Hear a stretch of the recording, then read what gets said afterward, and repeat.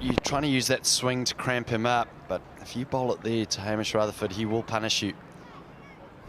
When he gets going, he's so nice to watch, and I said in the warm-up to this game is I'd love to see Hamish Rutherford get through this power play and then be there to face the likes of Young Husband and Rachin Ravindra. I think he plays spin very aggressively and well. They do like to go hard at the top. Do the volts. Whacked. Through mid-wicket. No one there, so first boundary for the Volts. Good aggressive stuff from Hamish Rutherford, showing his intentions early on. It's not a terrible ball from Bennett, perhaps a little bit of width, which gave Rutherford the opportunity to free his arms. Good start for them. You sort of sensed then, Grant, that it was nearly, he knew it was going to be shorter. He'd been full most of that over.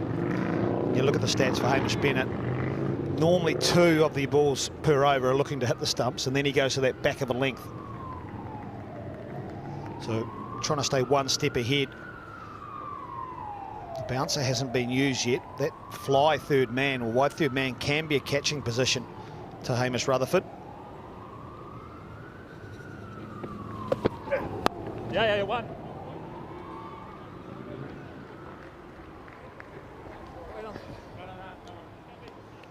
Yeah, but you mentioned the bowling unit and you say that they're really skilled. I think the amount of analysis that is available to you as a player now, you've got no excuse. You should know the strengths and weaknesses of your players. Just about too much, Grant, isn't it? It's actually working out which ones are relevant. Neil Broom on strike.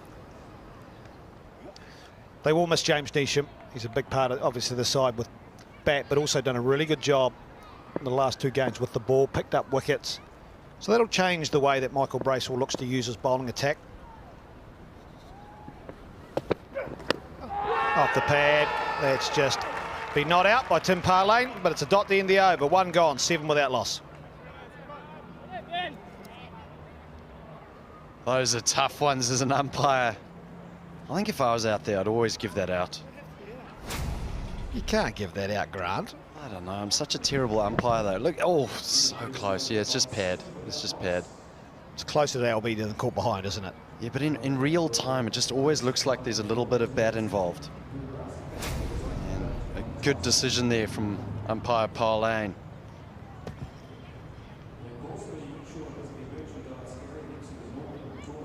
Always good to get a nice one right early for an umpire. I mean, you can go through this whole game without really having to make a decision, can't you, when it comes to just wides. But having a look at the top run scorers, George Worker, fantastic. Finn Allen, wow, he has set this competition alight.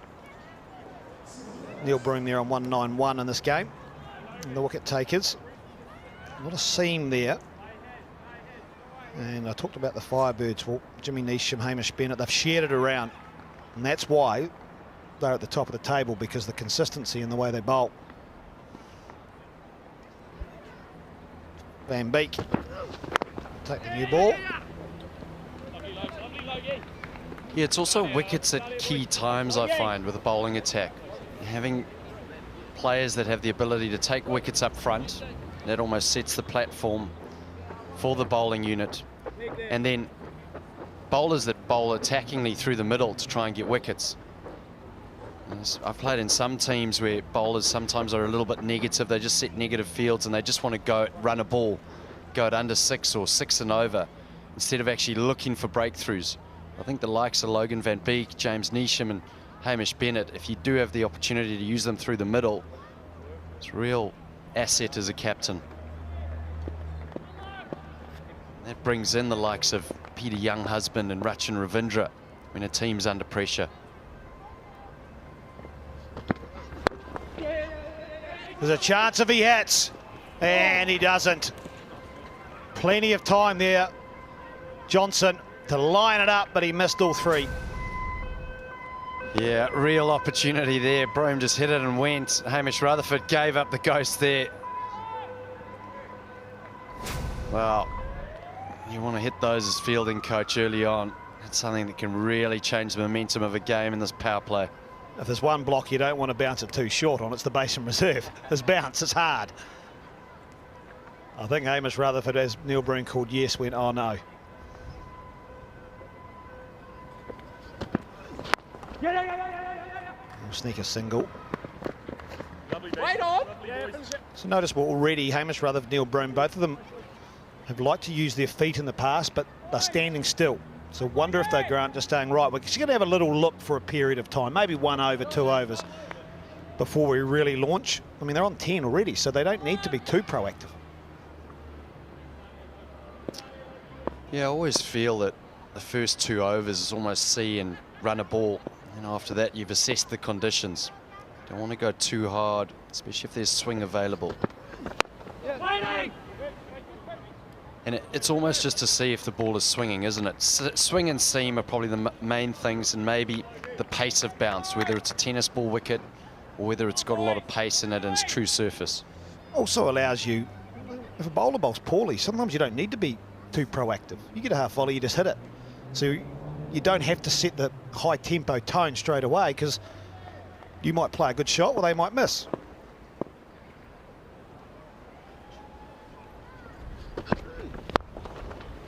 Just like that, on cue.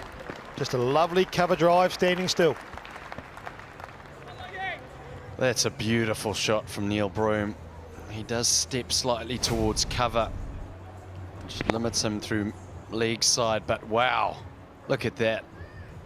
Full from Van Beek, but what a shot, full face of the blade. It was a slower ball. Didn't really grip. I mean, for a new pitch, it's quite dry here at the Basin Reserve.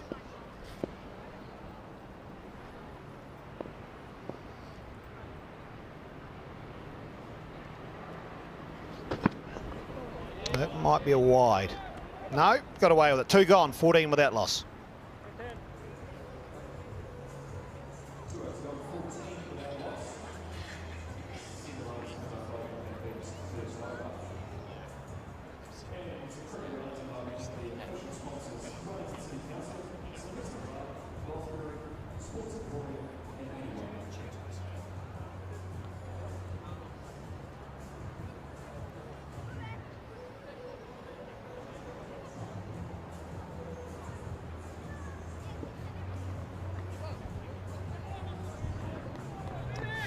Sure. Pitches there of Devon Conway, got the mic on. Good afternoon, Devon, how are you? I'm good, thanks. How are you doing? Yeah, lovely day at the Basin Reserve. Yeah, it's beautiful. It's always pleasant cheer out in Wellington. It's good to be out here. What about, I suppose, the wind level? I mean, has it got a factor in what you're looking to do? Yeah, potentially. Some of the guys said the winds might pick up a little bit later this afternoon, so that might play into our hands. But yeah, that might be the reasoning for wanting to bowl first. Says in the attack. Oh, put down, put down. It was nearly a Yorker. Great effort there, Tommy. Oh, wow. Good start there, Searsy. Good start, boy. Well, Ben Sears got a bit of pace. First ball. Oh, Tommy Blundell, that's flown off the edge. Would have been an absolute cracker of a catch. Devon, new pitch, but it does look quite dry. Yeah, it is quite dry. I think we've had some good weather this week, so... There's a surprise in the capital. Yeah, well, it's good for us, really, because it's nice to be on a nice, fresh wicket again. Yeah, you must like that as a batter, a bit more pace, and you just let the ball come on. Definitely. Got pace to work with. Catch it. Hey, Dev, it's Grant here. Hey, Grant, how you doing? Good, buddy, good. Hey, Dev, how are you going to fill the gap with Neesham? He's bowled so well for you. Who's going to play that role? Yeah, we've got guys doing the job here. I think, you know, Searsy's come in. He's got some good energy, so expecting good things from him today, as well as maybe Gibbo. Gibbo might get a few overs here today, so we'll see how it goes.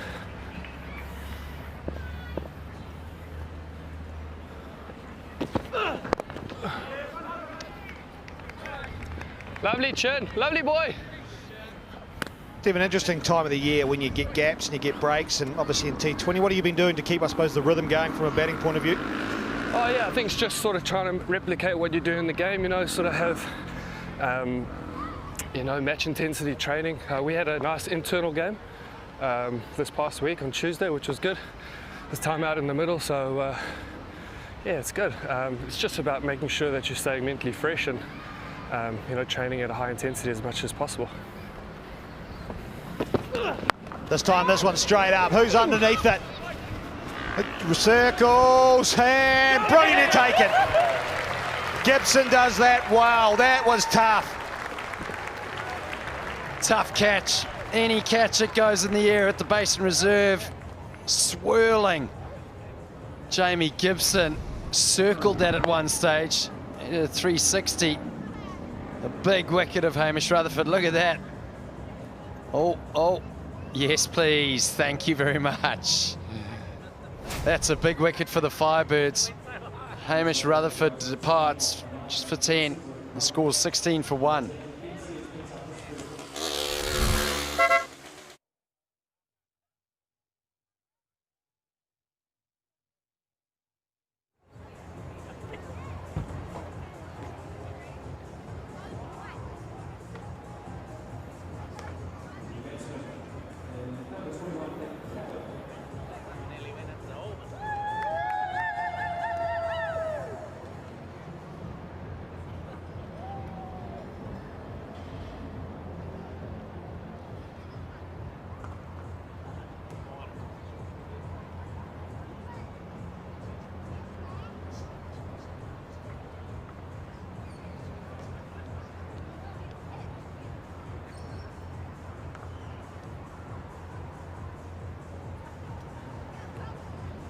Nick Kelly batting at number 3 for the Volts.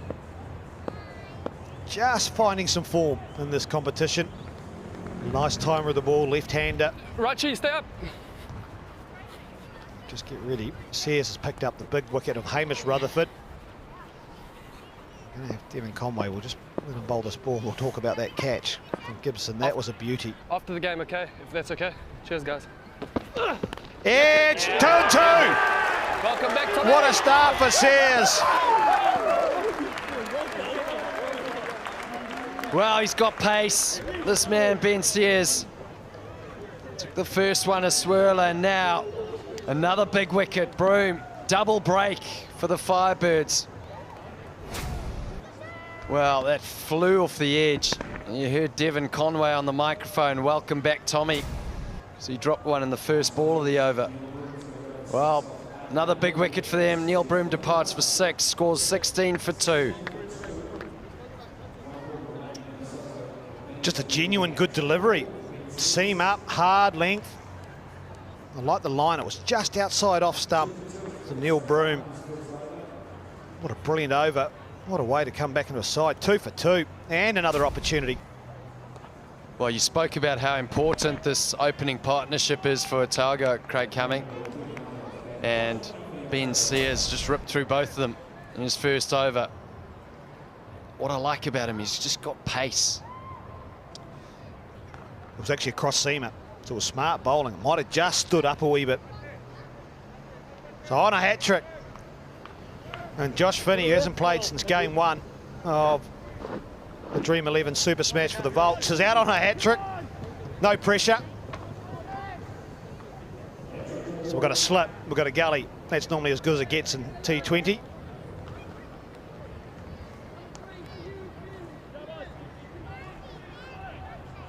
No third man in place.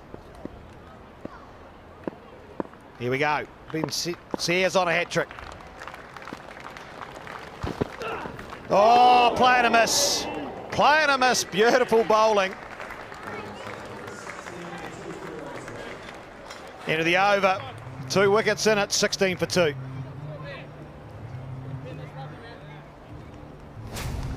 Well, what an over from Ben Sears. This was the hat-trick ball. So close. You want to get that on the poles. You're going to bowl it out there, get another couple of slips in. Yeah, you got to bowl straight, eh? You got to give yourself 3 chances. It was a little bit like Josh Finney play it, but I know I'm inside it enough that, thank God, it wasn't at the stumps. The dreaded straight one. The best thing about being an opener, Grant, you never go out on a hat-trick. You can get out on a hat-trick, but you don't start your first ball on a hat-trick normally. If you do, you're in a real trouble. So now two new batsmen, both openers in the hut.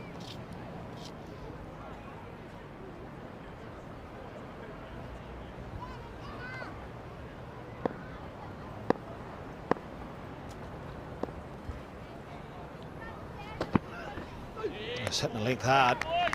Tell you what, let's head back out to Devon Conway. That was a good wee stint on the mic, Devon. Oh, cheers. Thanks, guys. Couple of wickets. Yeah, a couple of wickets. It's always good to bring a couple when you're on the mic. Tell us about that catch, because that's not easy at the Basin Reserve, is it? Yeah, no, that was actually a very good catch. Just looking at the wind, it's always going sort of away from Gibbo, so he got himself into a pretty decent position considering the ball's always going away from him. So, yeah, very good catch actually.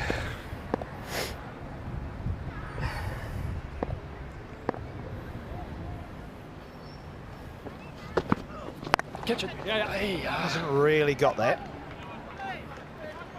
Nice, King. Not that I want to tell us too many secrets, Devon, but in that conversation in the middle, what was the talk about the surface and the way it's playing? Yeah, they say it's quite a good surface actually.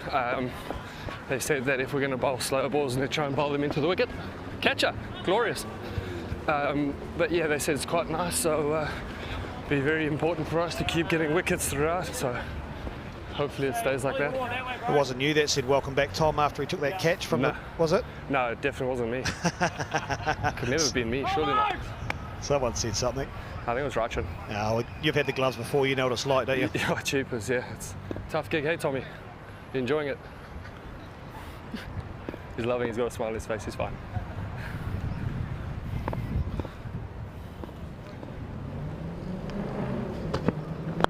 Yeah, full on straight.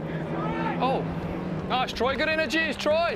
Hey, Dev, do you enjoy taking the gloves? Is there any opportunity for you and Tommy to share the duties, or are you happy enough at the penthouse there at first slip? To be honest with you, I can't take the gloves from the big dog here, so I'll let him do the job. I do enjoy it. Prefer keeping than being in the outfield, but in saying that, Tom just says I'm a stopper, so, you know, truth hurts sometimes. In the air, just short. Just held, that one did hold up. Well, he's got to do double the trouble, doesn't he? You know, opening the batting and all those sort of things. It's your job's easy compared to him. That's what I've heard on the street he's been saying.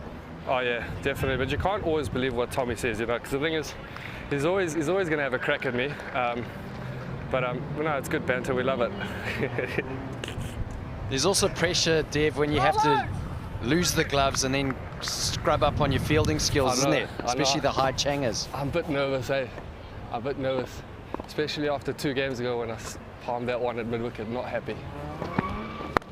Slashed hard. That's the power. Fast hands from Josh Finney. He can hit a cricket ball. Good effort, Finn. Next one, boy. Well, he's a good timer of the ball, Josh Finney. Wow, he's hit that well. Bit of width on offer. Great shot. Always one today. Appreciate your time, Devon. Cheers, thanks, guys. Nice bit of banter between the two, isn't it? It's always good. It's normally the opening batters that have a lot of banter. You don't normally get 2 keepers next to each other. An opportunity like that. Well, the 2 top order players, opening batters, Grant. Oh, he picks this one up. Fielder back. He's not on the road because that's where it's going to land. Out of here.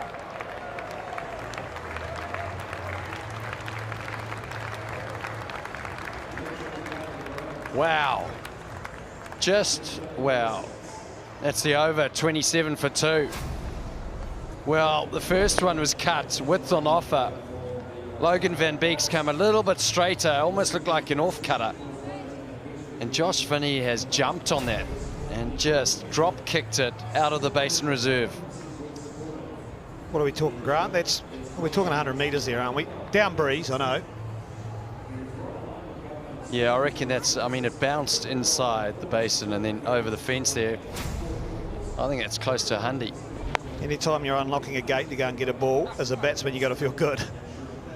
Apparently. Well, there was a time that I got hit for a 6 in Australia, and the great Aaron Redmond said he had to go and fetch it. He reckons he got cramp on his way back, and he said there should be golf carts available when you're bowling, because sometimes it gets hit that far that you need to get in a golf cart to go and retrieve it. Well, Josh Finney, what a statement he's making.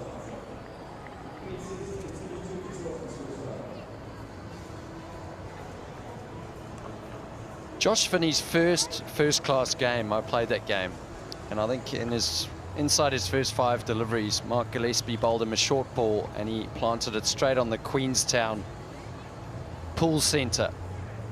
He's got the ability to really smash it. Have you ever waited for the lights to get the ball back before, Grant? No. Not as a bowler. That would be awful if you're the bowler who's just been hit for 6 and then you have to wait. Go and get it.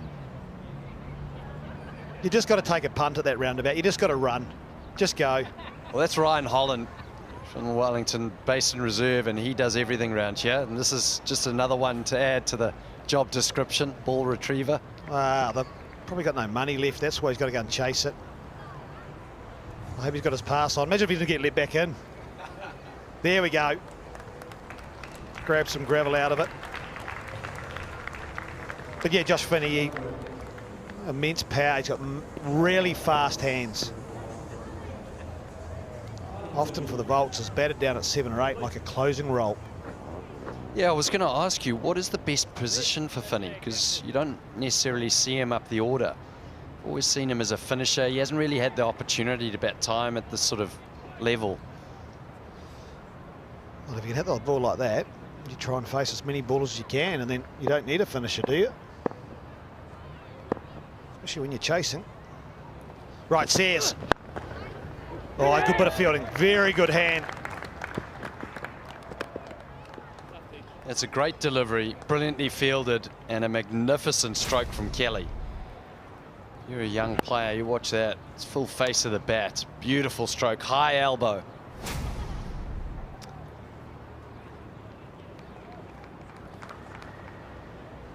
Just wonder now, Grant. Josh Finney, I know he's hit the ball, but a slip. Sears 2 for 3. Yeah, the ball's gone past the outside edge. His first delivery, so I'd like to see a slip, even a gully. Ball bit off. Our cover, take it. So there we go, the hard bounce, the hard length. And Sears has got 3. Well, this is just the pace of Sears. Bangs it in, back of a length, high up on the batter Finney. The pace of Sears just made Finney late on that delivery. He departs for a very pretty 10, scores 28 for 3.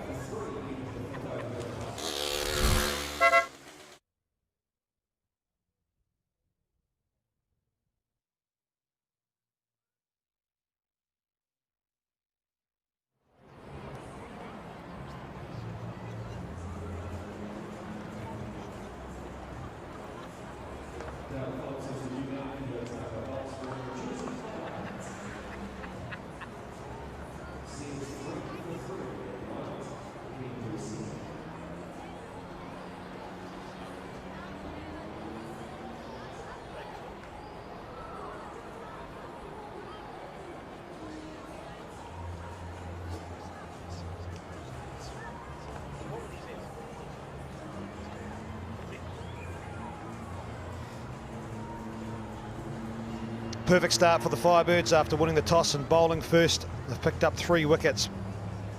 Dale Phillips now gets an opportunity.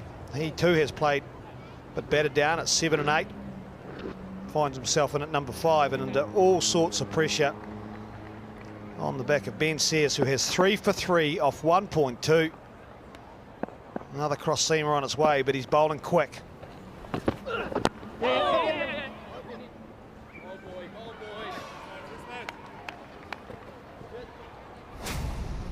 Well, we spoke about who was going to replace James Neesham. Ben Sears has come in and made impact straight away. 3 for 3, 3 for 4 now. It's bowled with pace. As Craig Cummings said, he's using a lot of cross seamers, extracting a little bit of variable bounce out of whether the ball hits the shiny side or seam. And at this pace, difficult to get on top of and get a rhythm. Definitely so hard to hit down the ground. I mean, Finney sliced across it. 6 and a 4 he hit. He used the pace. Right there. Well, the first time I faced Ben Sears, Craig, was in the nets here at the Basin Reserve, which, as you know, very quick. And he had a new changer in his hand, and he kept pushing me into the back corner of the net. I didn't enjoy it. It was at the latter part of my career where you don't enjoy facing pace. It's like, who is this kid? That's when I'm just working on giving myself a bit of room and trying to access backward point. Or can I have some throwdowns, just some nice half-volley cover drives? Just some skid drills, please.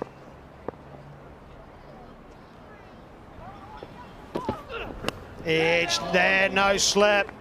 No slip. Get him in there. Well, you said it. Should be a slip. Figures a 3 for 4. Schneck. Oh, second slip. Would have snatched that up.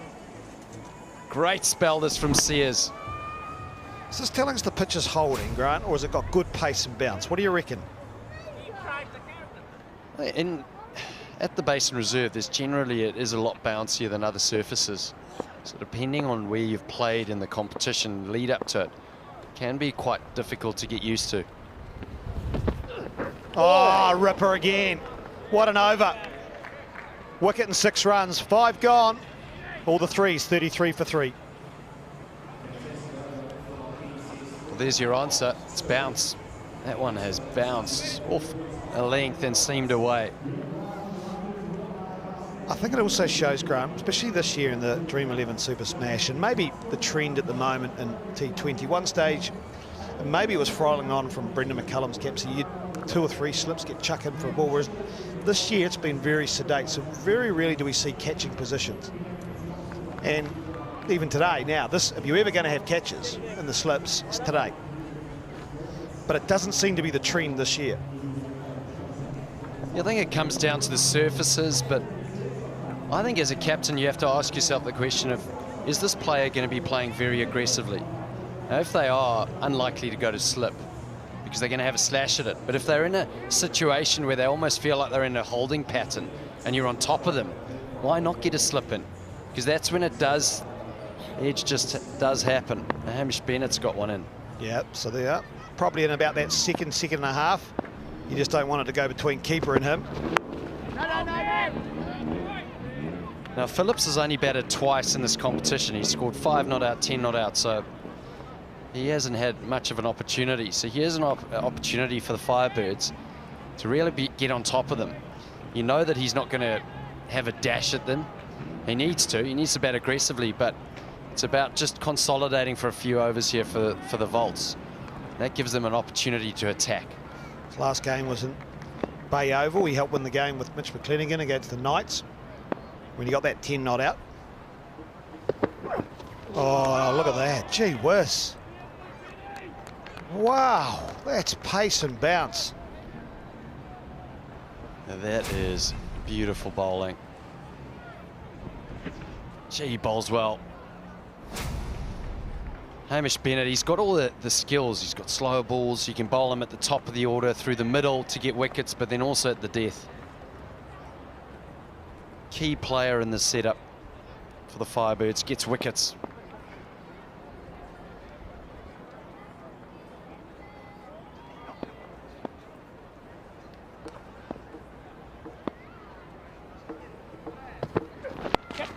Underway. Oh, he's already got one, so he'll double his tally. I think from memory, Grant, Hamish Bennett in his former life as a playing for Canterbury, I don't think he got a wicket in like his first 9 or 10 T20 games. He just couldn't buy a wicket. Edges would go over slips, they'd drop in front, people would drop them. I think he walked off one day and just said, I've had enough. Yeah, I think he's just got so much more experience of bowling a fuller length. He used to be just a bash bowler, didn't he? He used to bowl short of a length and just continue on that sort of game plan. But now you see him, he swings the ball, he's talking about getting catches in. I think that's what we've seen with a lot of our New Zealand bowlers. You know, there's some amazing bowlers with experience going around the circuit now, and he's one of them. He's just got better with age. Yeah, and what it means is also, from a competition point of view, the development of your batsmen improved too, because they're placing quality at domestic level. You know, you come out now as a batsman in this Dream11 Super Smash, you know you're going to have to play well, because these are strong bowling attacks. No! So that's the one there, that last delivery, that just makes me wonder that this is too paced. It was a slow ball, but it really stopped. Yeah, he did. He rolled his fingers over that one by the looks of it. Like a little, oh no, it's the back of the hander. So that one normally does. It's got a bit of overspin. Gee, that's well executed. Looked like an off cutter from here. That's the thing, is, you know, he's quite wily, Bennett. He puts in the gully for you to think he's going to go across you, and then suddenly it's almost like a double bluff. Gets the slow ball in, another dot for his over. He's got 3 in the over. Puts the batsman under pressure.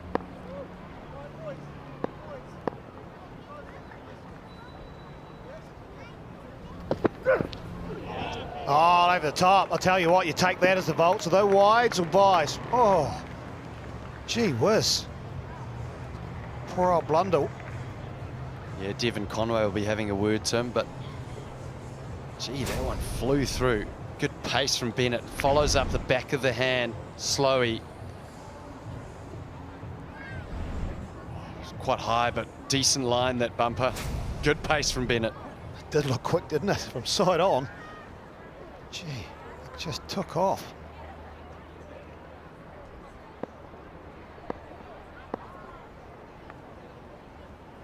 Just what the Volts really needed, because that's stagnated.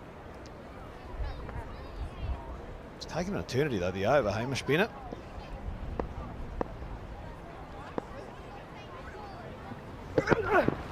Another slow one to end. But a very good over. 6 gone, 38 for 3.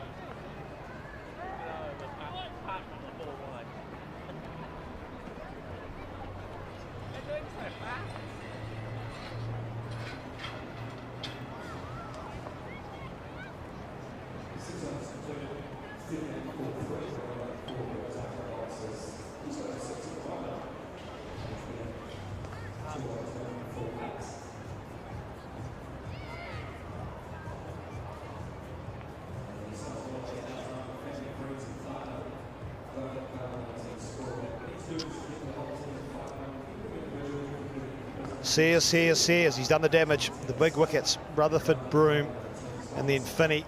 So the power play done, 6 overs, 38 for 3.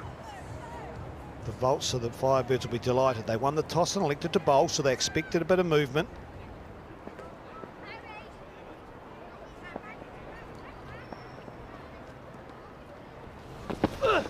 Edged and taken, what a screamer! We talked about a slip, but you don't need it when you've got a keeper diving like that. Outstanding from Sears, he's got 4. And Blundell, well, he'll look back on that one and go, you beauty.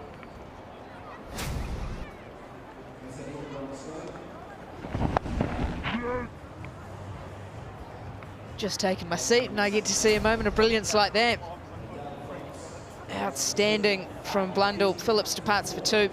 Volts now 38 for 4.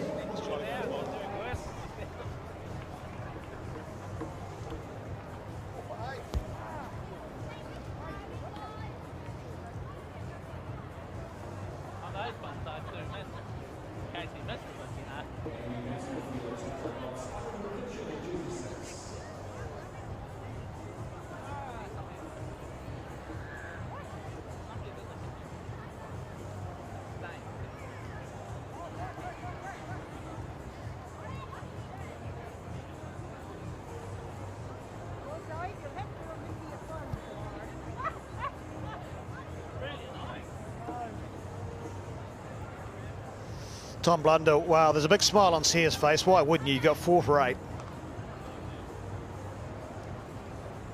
And another outside edge, but I think the biggest smile might come from the wicketkeeper, Tom Blundell. Just some that you want to see a replay of, and you might put it away in the file bank. To catch this, he had to do a whole lot of things right. Anaru Kitchen is the new batsman for the Volts, a huge amount of experience, but got to have good feet, good hands, good movement. Yeah, good feeling that.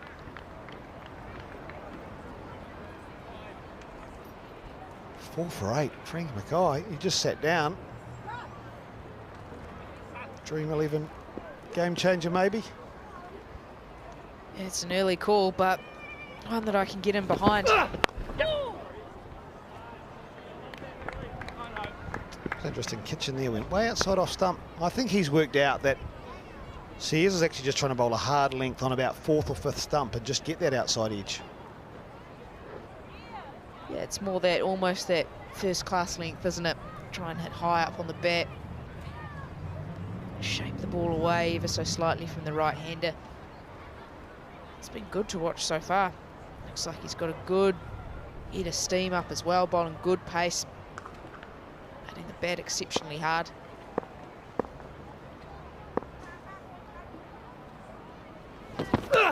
Right there! Yeah, and he's kept it pretty simple. As I said, it's pretty much that first-class length. Run in, hit the pitch as hard as I can. He has bowled one slow ball.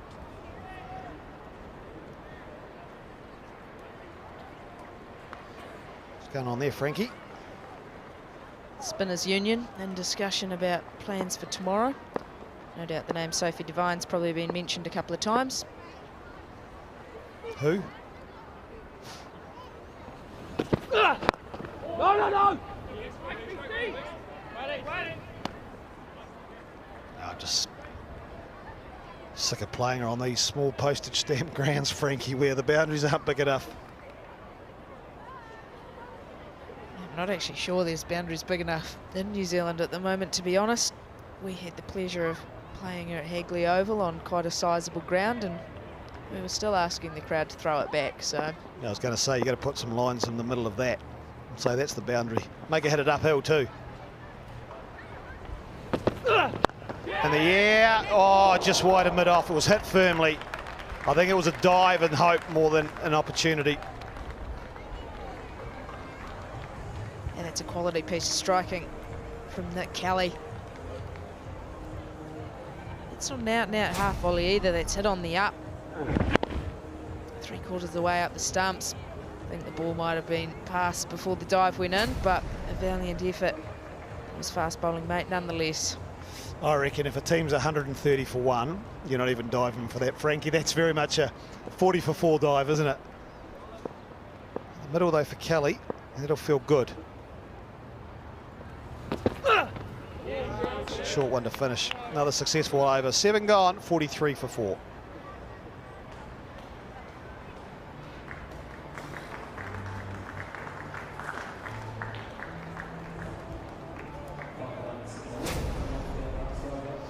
These are the wickets. Hamish Rutherford couldn't get going. This is a very good catch. Watch this. Gibson did a 360 underneath that. Then Neil Broom just genuinely nicked off. This is when Sears decided, I'm just going to hit the pitch really hard. Finney, it had a 6 and a 4, and then just spoon one to cover, and then, yeah, I could watch that all day. Tom Blundell in the right mitt, but again, just the hard length from Sears. Now we'll see an opportunity to see some spin. Rachin Ravindra. Yeah, there was a little turn on the surface today's earlier game as well. Spinner's definitely got some purchase. He'll be hoping to try and replicate the figures of Zara Jetley as well. Just keep chucking salt into the wound, don't you, Frankie? Yeah, there was, but I'm going to make a little prediction here that I don't think this pitch is as easy to bat on as normal when you're at the Basin Reserve.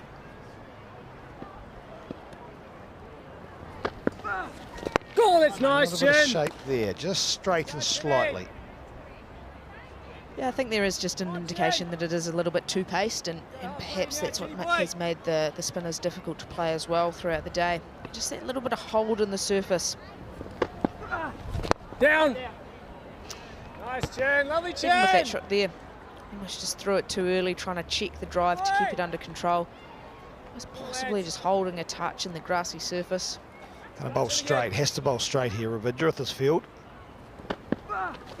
Down. Nice, Jen.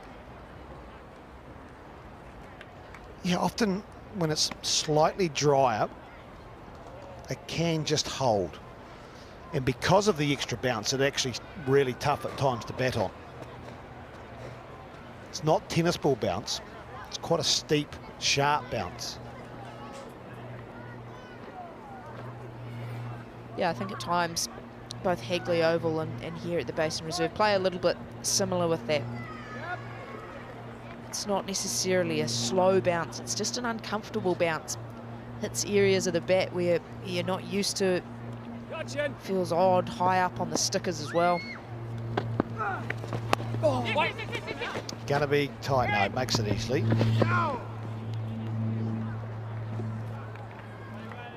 which I don't mind. I mean, so often these pitches are flat, Frankie, aren't they? They're really just batting roads, and it's so against the bowlers where today you've got to do a bit of craft, you've got a bit of skill, a bit of batsmanship to be able to earn your runs, not just stand there and be able to whack the ball downwind or...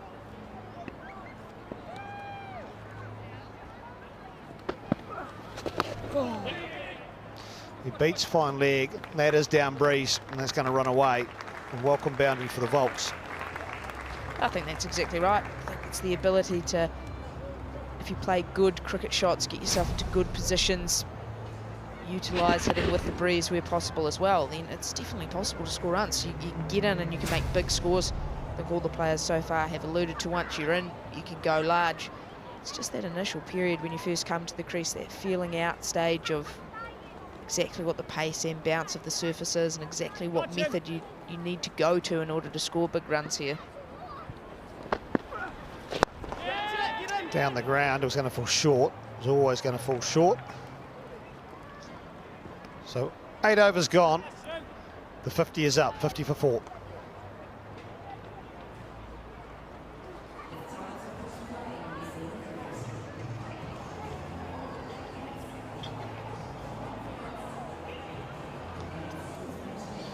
Magician's training hard. Here tomorrow against the Blaze.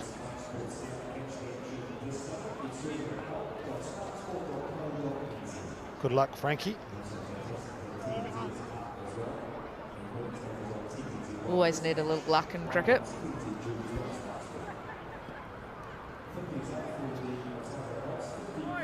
Well, the way I looked at the batting performance today, because I look after the Sparks, is that the non-white firm players for the Blaze only scored 8 runs for 2 wickets, so is it positive? Yeah, so he actually went quite well. Well, the first time he bowled to a non-white fern, got out first ball.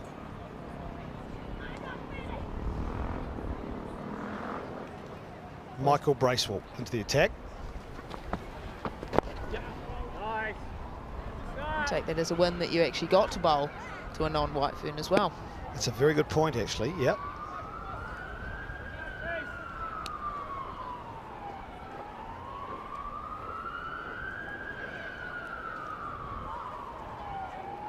Today was the exam, next week's the lesson.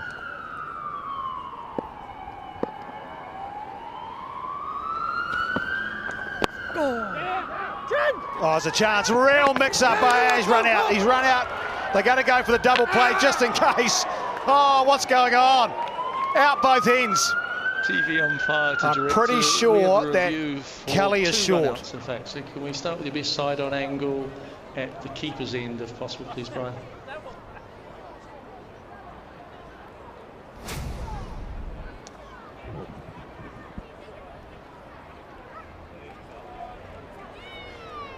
Have we got another side angle on that one, please? Thank you.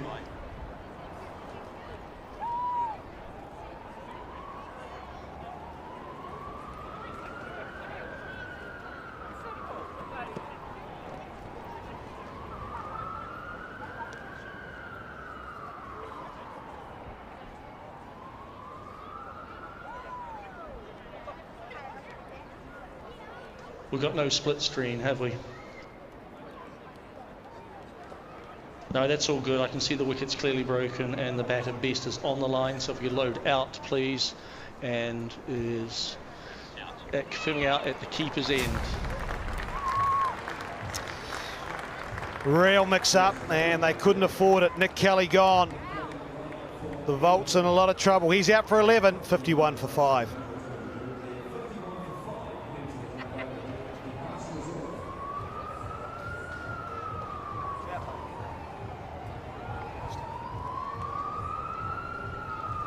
Well, Frankie, I reckon this is out both ends. Double play, first and second base. It's a smart piece of work. Not the best piece of running we've seen on display here at the Basin Reserve today, but good piece of fielding, like you say. It's that cricket's next move as well. Chance for a double play.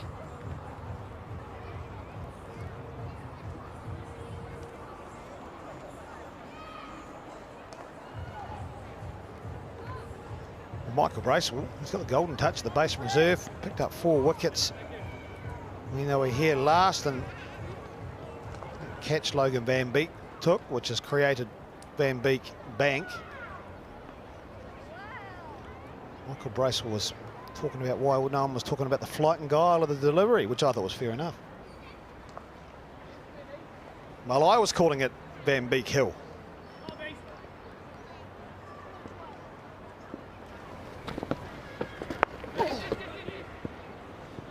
New batsman Michael Rippon.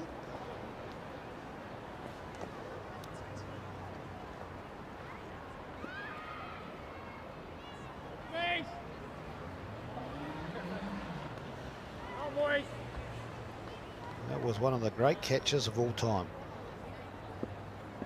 And there he is, patrolling it. Oh, it's flat. Got away with it.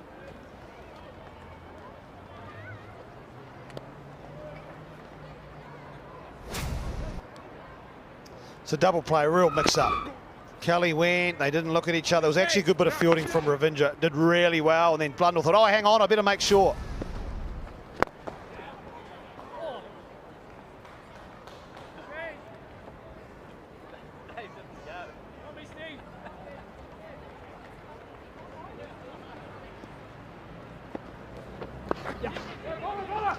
Could be another mix-up. Bowler's end. Oh, close. I think he made it just.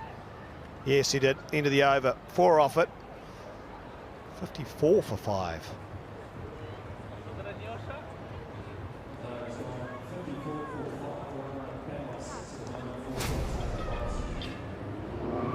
Righto, Frankie, what happened here? A lot happened here. He's done well to get the throw in. He might have got back. I like the logic, though, to go both ends, try and guarantee it.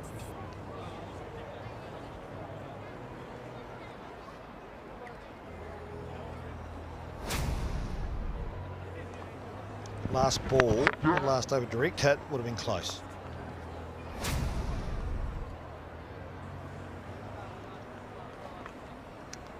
A pretty smooth, comfortable performance so far from the Firebirds.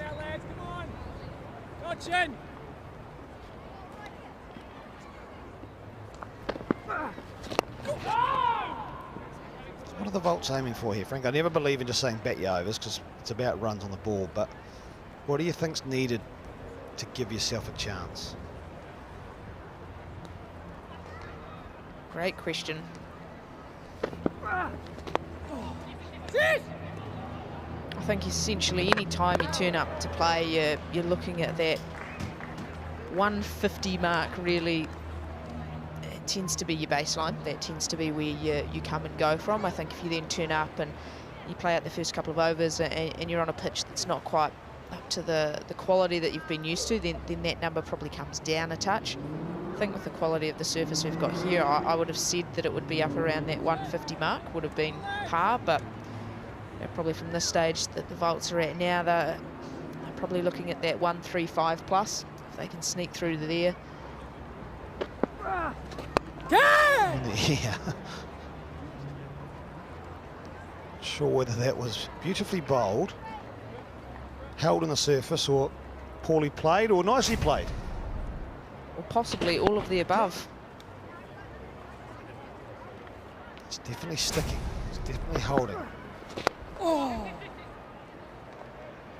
Yes, coming!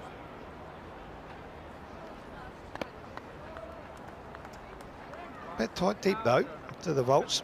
Nathan Smith still to come in. Genuine all-rounder.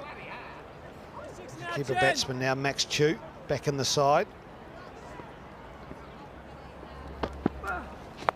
There's that reverse sweep, he plays it nicely, but the Firebirds have done their homework.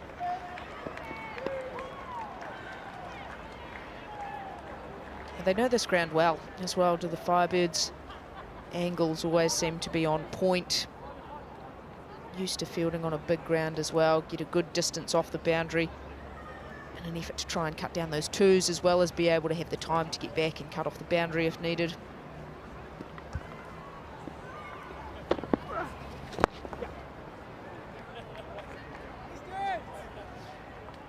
Right, with the halfway stage over, Wise, 59 for 5.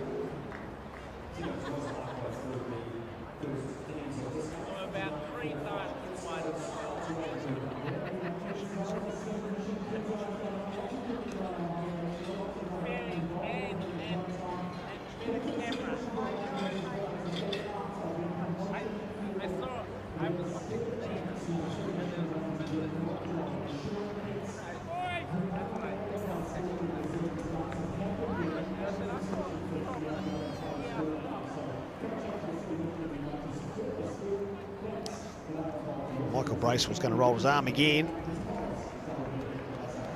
Big blue sky, the capital city. Notice the bandage above Michael Bracewell's eye. Courtesy of being hit while batting at the non-striker's end by James Neesham. Yeah, came under friendly fire, that's for sure.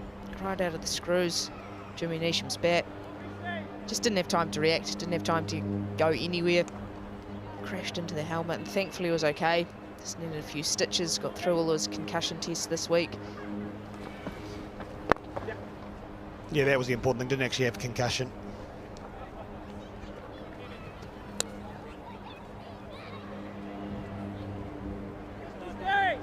Last thing you expect though when you're in the non-strikers end. He went down there for a couple of stitches. Oh, that's good, Beast. Hey, Steph, stay. Yeah, helmet did its job, prevented any major damage. Unfortunately, just meant to push the... It's pushed into just above the eyebrow and ended up cut. Needed a few stitches, but thankfully nothing too serious. Could have ended up a lot worse. Look at this, boys.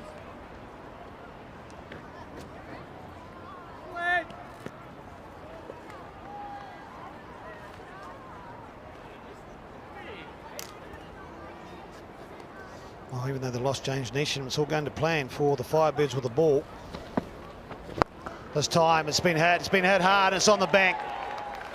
Kitchen said it's time for me to unleash, and a good catch as well. As casual as you like, up on the bank. Comfortably moves across, gets two hands to it. Wonderful strike, Kitchen. Easy as, just throws it back into the deck chair. Slowed that one up. So 10 off the over, 69 for 5.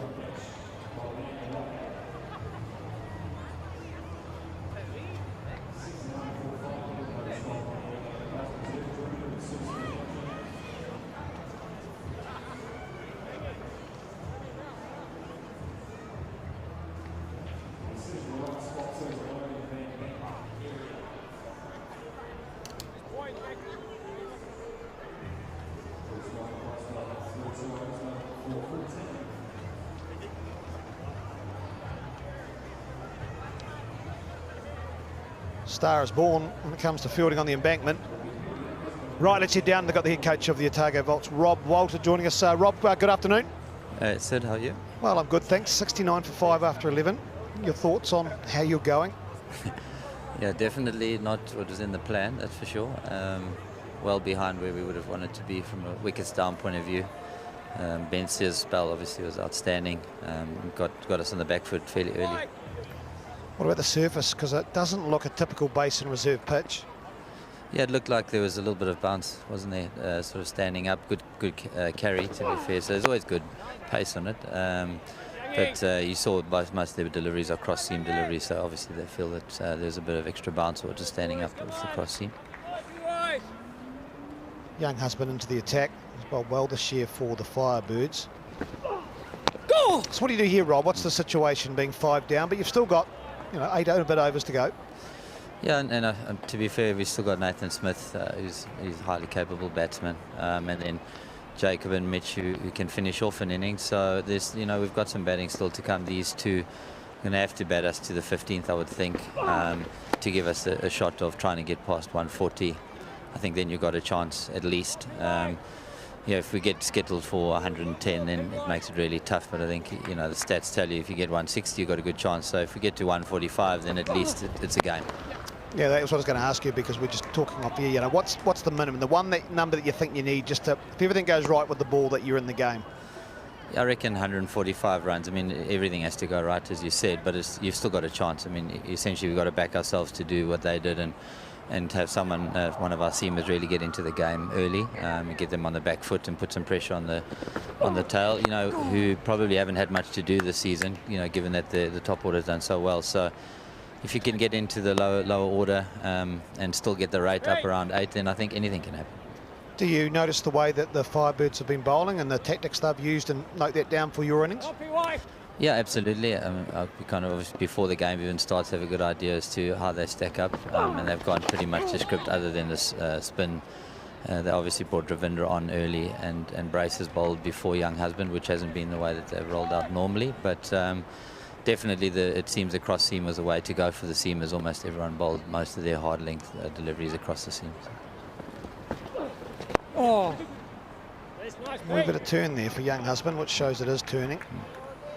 Into the 12th over, 73 for 5. What about spin, Rob? I mean, it does look like it is holding with the spin and actually standing up a little bit. Yeah, I think, you know, when it's a fresh wicket, sometimes that can happen. The top layer is slightly softish. The batters were saying that was making a couple of divots there that would suggest that it's slightly soft on the top surface, which sometimes means that there is a bit of spin. And if there is that, you know, even more so, that gives us a chance. You know, Michael Rippon's bowled beautifully this season so far and has bowled fairly well against the Firebirds historically. So, you know, that's another angle that can get us into the game. So, yeah, we just need to get a score that can give us a chance, to be fair. I wish you all the best, Rob. I really appreciate you being available mid-innings. All good. Appreciate it. Yeah, Rob Walter, yeah, great to have access to different voices. Frankie, you've got the players' mics and those sort of things, but to hear the coach's thoughts, and never easy when you're coming on at 73 for 5. And the reason they are is because of this man, Ben Sears. The old figures are 4 for 13 off 3. You'd think this is a first-class game. We're into the 13th over, and he's got a second slip in, no mid-wicket. Like it. Aggressive stuff. Oh, and that's just missing leg stump. Maybe even hit it. I heard 2 noises. Yeah, I think just a little bit of bat. Saves Kitchen there. Again, gets well across the stumps. It's not missing leg, Frankie.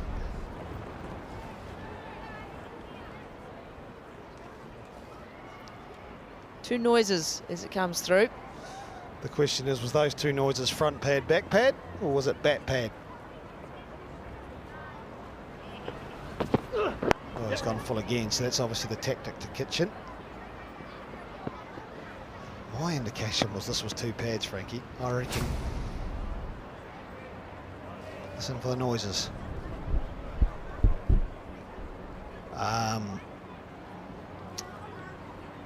Even though I'm from Otago, I'm finding it really, really hard to say why that's not out. If in doubt, it's a batsman's game. I don't think it was hitting halfway up middle. Might have been just a bit higher. But again, we thought 2 noises initially, didn't we? So it could have, you know, it's not easy sitting here.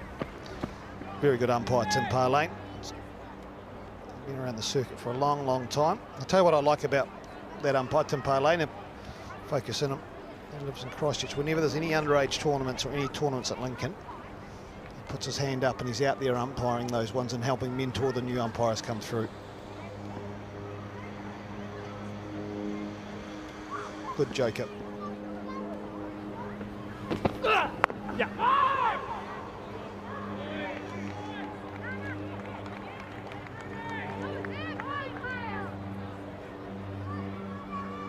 Just need to create some momentum. The question, Rob Walter talked about these 2 players being there at the 15th over. But there's no point being there in the 15th over if they're on probably 85.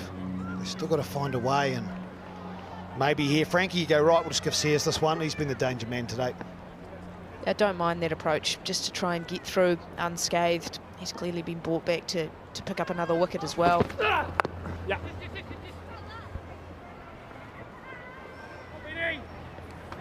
So if you can just get through. Now 1 ball to go. Leave him with 4 wickets next to his name. Then you feel it. you're more likely to be able to get through to that 15th, 16th over mark.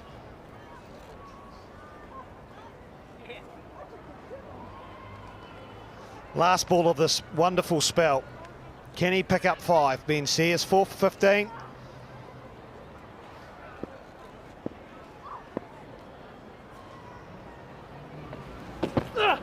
He's put there. Wow, he's been hit for 6. He's been hit for 6 off his last ball. Don't worry about seeing out the over, but still wonderful figures of 4 for 21. 13 overs gone, it's 81 for 5.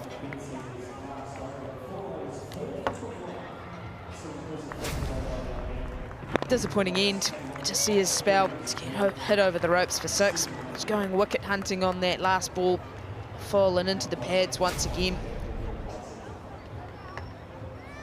Wonderful set bowling though. 14 dot balls out of his 24 balls bowled today. 4 wickets as well. Just turned the match on its head.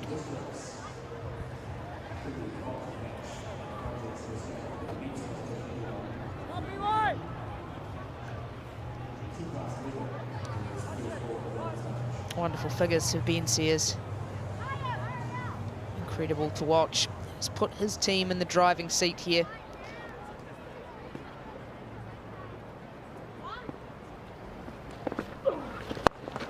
Young husband to continue. It's driven firmly into the offside. Welcome back, Grant Elliott, alongside me as well.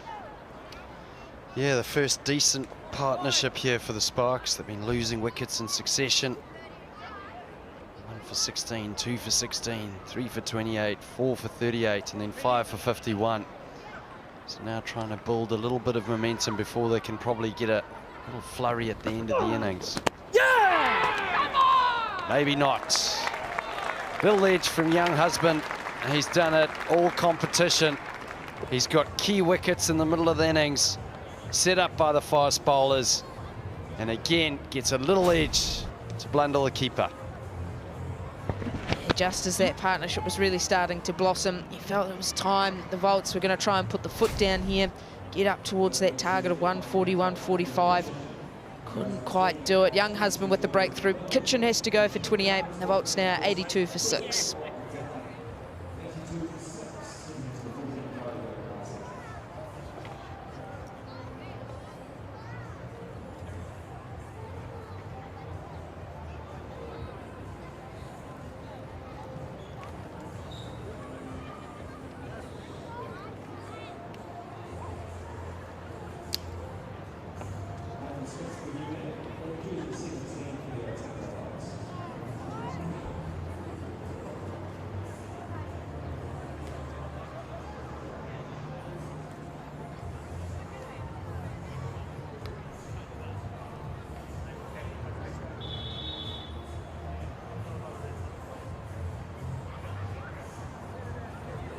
Firebirds continue to be able to get the breakthroughs they desire.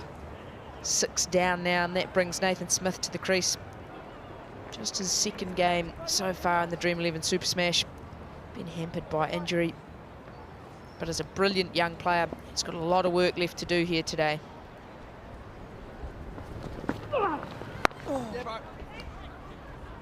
Nice organised start, punching out to cover for 1. Well, young husband has been really impressive throughout this competition.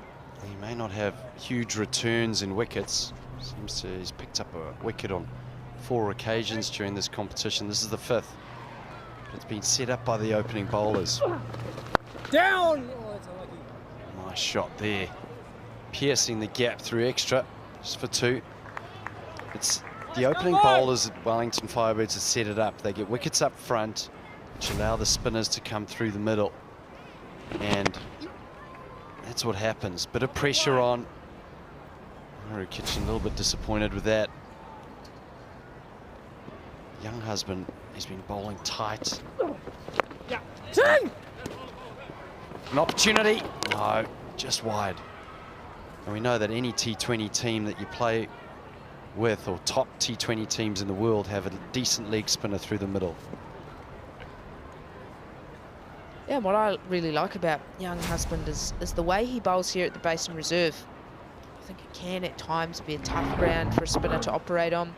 Yes, the boundaries are a bit bigger, not always a really forgiving surface.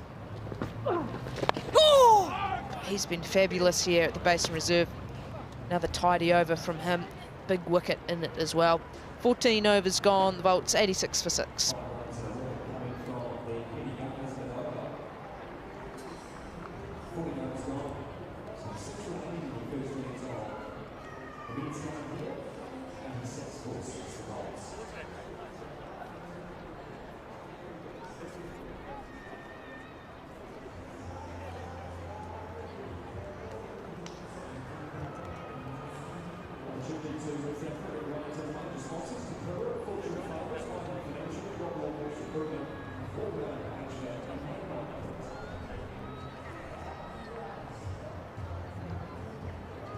Sears completing his 4-over spell.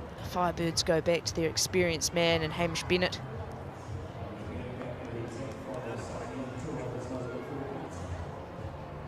Hey Dev, it's Grant here. Hey, Grant. Can you stay focused? Looked like you were sleeping on the boundary there. Hey, Grant, you all right? Hey mate, how quick is Searsy? How quick has Ben Sears? Yeah, he's fast, Grant, eh? He's not the sort of guy I want to face in the nets, to be honest. Get there, Devon. I'll get there. I'll get it. Good backing. One for the arm. Oh. Ow, that hurt. That's a keeper's arm. Not bad, actually, for a keeper, Dev. Sorry, Tommy. Cheers, thanks, Grant. Not bad. No, so what sort of pace are we talking? Yeah, Tommy actually said he was bowling quite quick into the wind today, so I reckon he was probably touching at least 140. Apparently, that's Tommy's word, so somewhere around there, I reckon. But you told me we couldn't believe whatever Tommy said. Don't believe everything he says. Can take some bits out of his game, but not everything. You also noticed that with Ben, he was bowling mainly cross seamers. Is that his go-to? Yeah, no, we actually spoke about it when I was standing next to him there at mid-on. We sort of said cross seam might be the game here, because like some of them were sort of standing a little bit in the wicket. Just thought maybe if the odd one lands on the strings, it might just sort of hold in the surface. Oh, yeah. Nice, Logan. You all good? Yeah. Beautiful.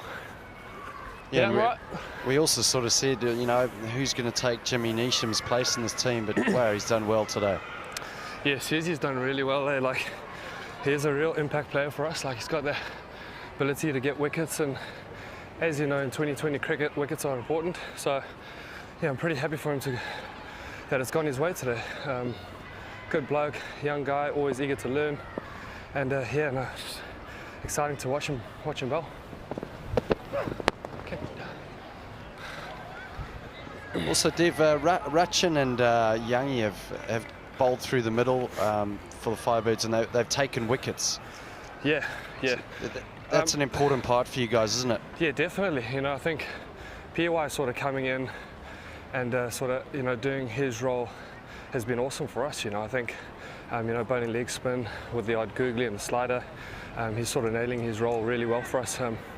Getting wickets in those middle periods is crucial. You know, it slows the run rate down, and it's good to see him getting game time as well. Like, good guy to have in the field, probably one of the better fielders in the country, and yeah, he's doing his role pretty awesome for us, and we're grateful to have him in the side. Yeah. Back it. Top of the stumps. Yeah, decent. That's a decent throw there, Dev. Has Tommy got to get to the stumps there, Grant, or am I going crazy? Yeah, no, I think Tommy should have got to the stumps there. He's probably being lazy. Just tell him. Let Tommy, him know. Are you going to get to the stumps, or you're good? You tired? Okay, relax. Hey? Okay. Just checking the arm.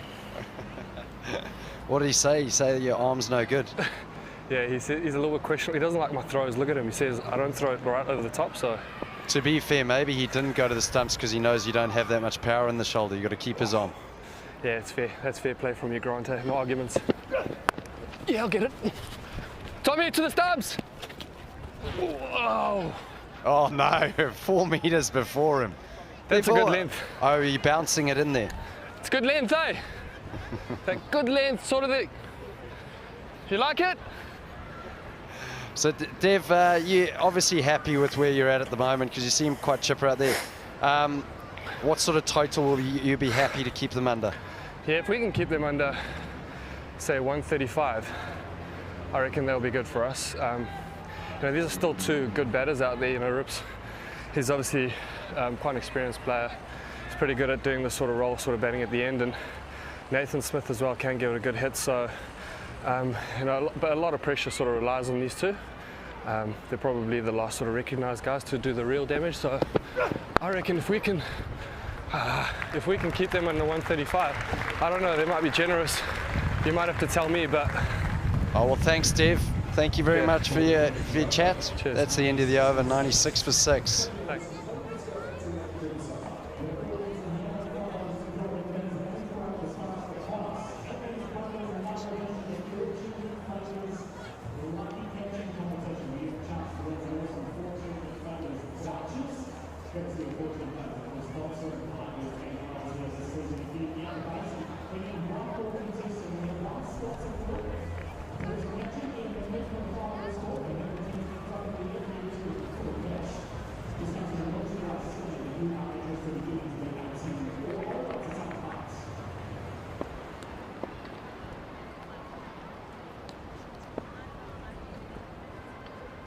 Young husband to continue.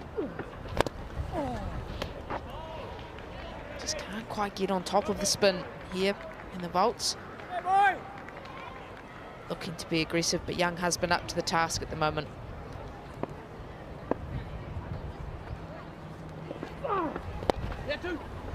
Worked into the leg side, pushing hard.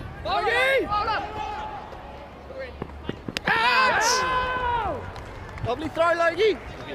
Have a look upstairs at that one. Run out. Can we have your best side on angle, I think this is close, Frankie. Thank you.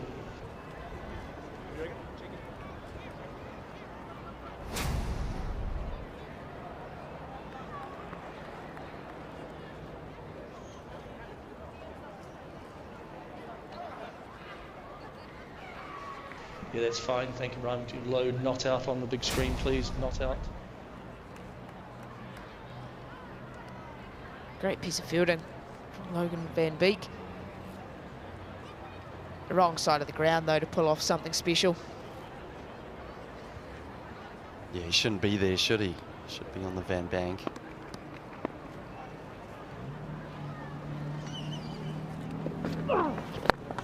He's down the wicket on this occasion. Gibson does well. Another couple to the total.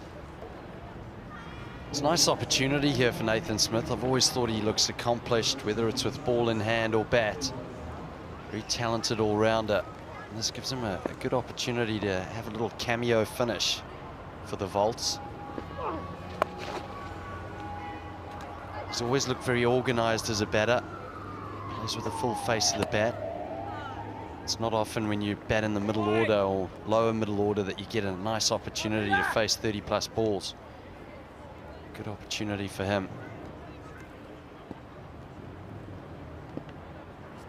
Yeah, I think he's a very good player and a very good athlete as well. It's a shame that he's missed a good chunk of cricket with injury. The Vaults will be very happy to have him back in their side at the moment. His first game back took 4 for 32. As in seasons gone by, batted as high as number 4 as well.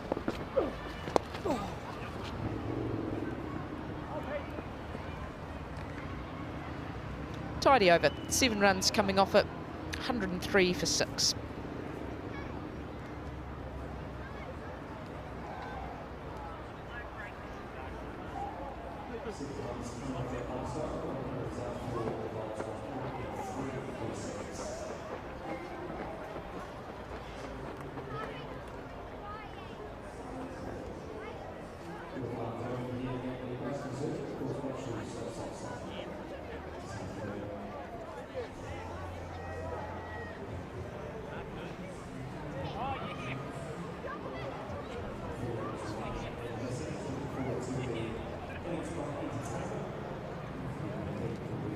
Blue sky up above Wellington. Some quality cricket being played at the Basin Reserve. Home side with the advantage in the match so far. The Vaults 103 for 6. A lot of discussion around what would be the minimum score the Vaults need. Vaults coach throwing out 140, 145. Still means last 4 overs need to go at 10 and over.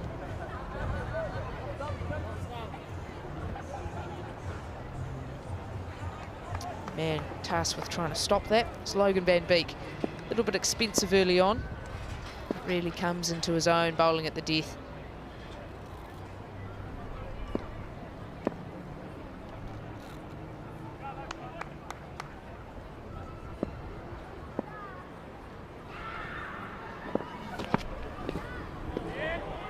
Starts with wide outside the off stump.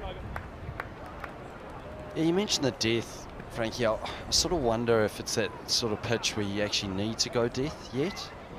Or maybe you just keep doing what you're doing. Don't let the batters get into the game.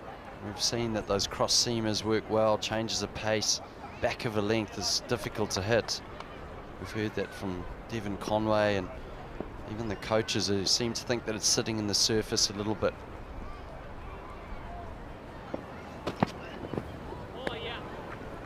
It's good, back of a length.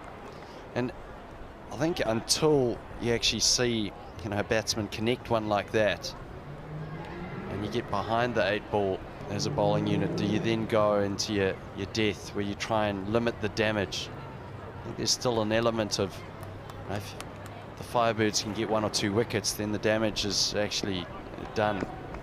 Works in their favour a lot more than if they search for that damage control.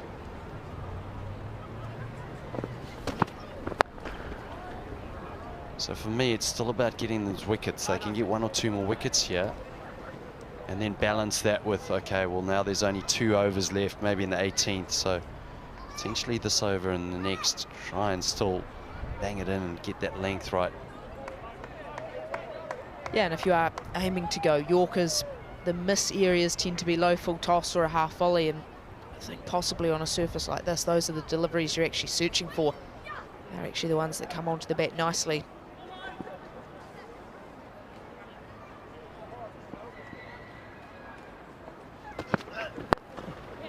Up and over the offside, but a chance out in the deep, and well held.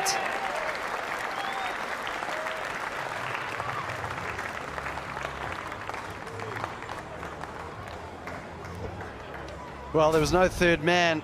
There's a wide-ish point. Logan van Beek's thrown it out there, bowled it full, and comfortably taken by Jamie Gibson. Well, that'll put the brakes on.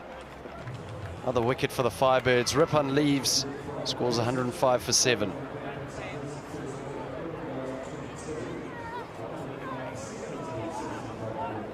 They've just been able to do it all day, haven't they, Grant? As soon as that little partnership starts to form, you maybe start to think momentum might change. A couple of big overs, they could see themselves getting to a good score. The Firebirds have just been able to bounce back. They've been able to hit back, pick up a wicket, stall that momentum once again. Yeah, well, their highest partnership for the vault so far has been 31. And not only does that slow you down as a team, but wickets also. Every time there's a wicket that's a dot ball, new batter comes in. Great job from the Firebirds.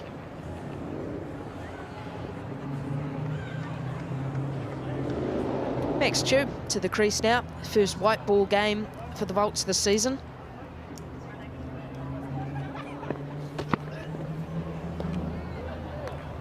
It's inventive, to say the least. Yeah, well, I think with Logan van Beek's field here, he's got 3 people outside on the offside boundary. There's no third man, which sort of indicates to you as a batter that he's going to go wide and full. So Nathan Smith probably identifying that there's no one at fine leg. It's a short square leg and fine leg up. So he's trying to access that area. So that a delivery like that for Logan van Beek is actually not too bad, a low full toss. So as you said, Frank, he's going death here. Might be different to Max Chu, the new batter, trying to limit the run flow from Nathan Smith's bat and also taking out that short leg side boundary onto the Van Bank.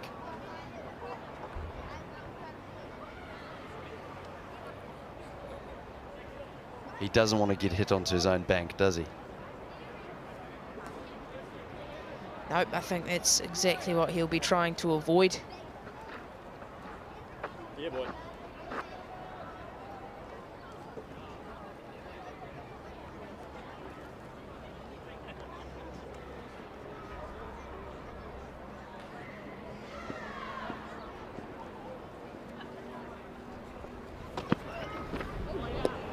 Goes with the short ball to finish the over off and gets a dot with it as well. The great over from Logan van Beek. The Volts now 106 for 7.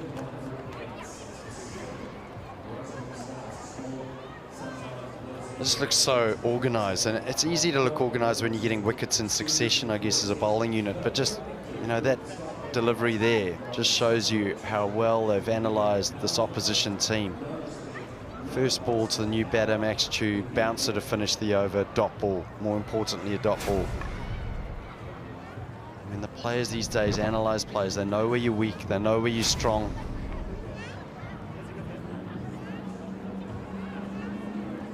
Also identify a way of how to start an over and how to get it in and out of your over in T20 cricket. So important these days. Shut a batsman's strength down. It's been a all-round performance from this bowling unit.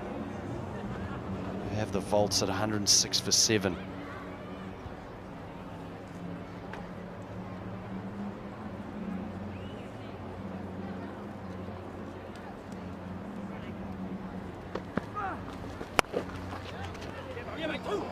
Hit firmly through the offside. I'll pick up a couple. Yeah, well, every ball in T20 cricket is important. We often hear every ball is an event, but it always feels like the first and last balls of an over get that extra importance.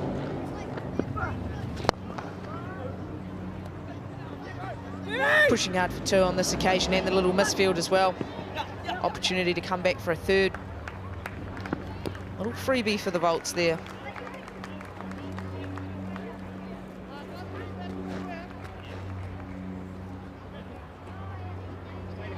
Yeah, Rachin Ravindra, he's really slowed it up this over. He's bowling with the wind. I quite like this at the Basin Reserve. I love it when the spinners bowl with the wind. Force the batters to hit it into the teeth of the wind, also over your head. Makes that boundary so much longer. I think the way to do it is to try and manipulate yourself around the crease. Use that crease, the width of the crease. Try hit the ball towards the leg side where Chu's going now.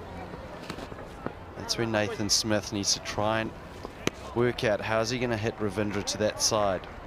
Ravindra's bowling well, yeah, he's bowling slow. Trying to get a little bit of purchase on the ball as well, with those 3 men behind point. If you had a reverse sweep, this is the best time to use it. Yeah, we saw similar fields to this utilised in the women's game earlier in the day, trying to create a patch of the ground that you can block off. Goes into the leg side this time. Can only find the fielder. That man once again, Jamie Gibson, safe hands in the deep. Well, that's what he's bowling for. It's a big boundary out there. It's almost into the wind. Smith's trying to go with it there. Doesn't get enough of bat on it. Comfortable catch. Another one for Jamie Gibson. Nathan Smith goes for 16. It's 112 for 8.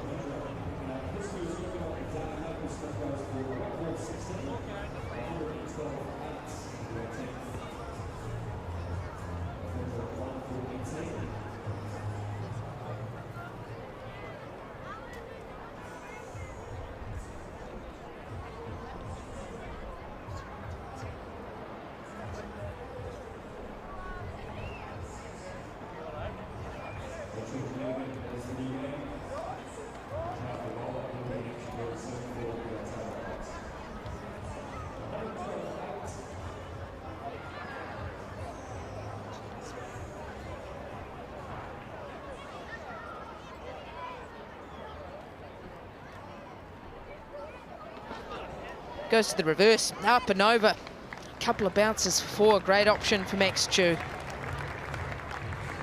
That is a great shot from Max Chu. Rachin Ravindra wide outside off. It almost got a little top edge on it. Yeah, I think a little top edge, which didn't matter. Quick hands.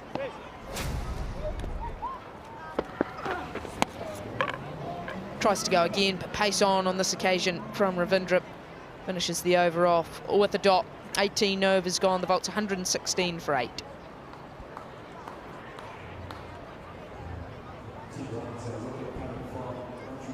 Mitch McClenaghan, the next batter in, sorry. He's played most of his cricket in Auckland, played around the world, Mumbai Indians. So this is 200th game for Mitch McClenaghan. 200th T20 game. A man with a lot of experience. He can actually, he hits a decent ball. He can clear the rope. He backs himself as a, you could say a bowler, but sometimes he would back himself as an all-rounder.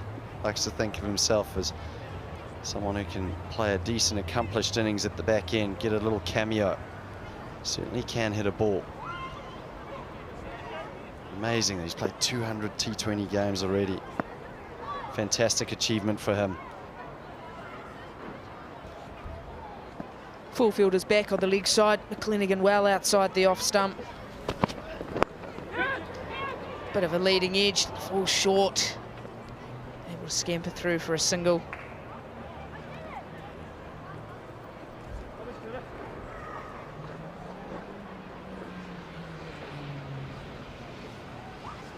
Well, we heard Devon Conway say anything under 135, so looking on target here, the Firebirds.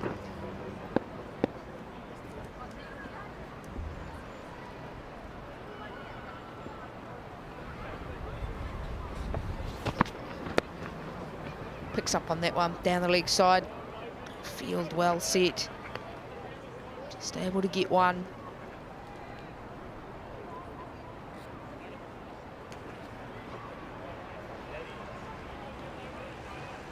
He's been able to execute his plan well so far, Logan Van Beek. Been able to run in, get close enough to those Yorkers, been able to close down half the field.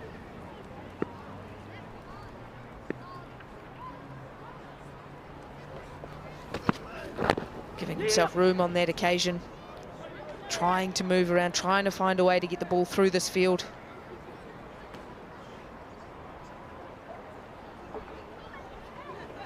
Yeah, so when you're watching on your screen there on your left, that's the big side of the boundary. Now, Logan Van Beek's bowling a smart spell here. Through the offside, he's brought up all the offside fielders. He's trying to bowl a leg stump Yorker.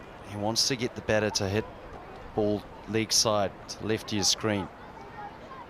So all the men up except for third man now. That third man does give him the ability to bowl a wide Yorker as his second option.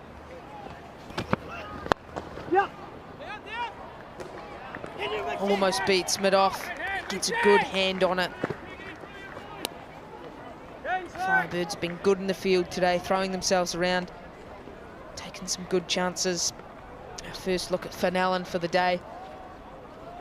I'm sure he's relishing the chance to get back out in the Basin Reserve, get bat in hand. They just haven't let the Volts get into this game. They've been relentless. Their fielding, their bowling, the execution in everything that they've done, the strategy, captaincy.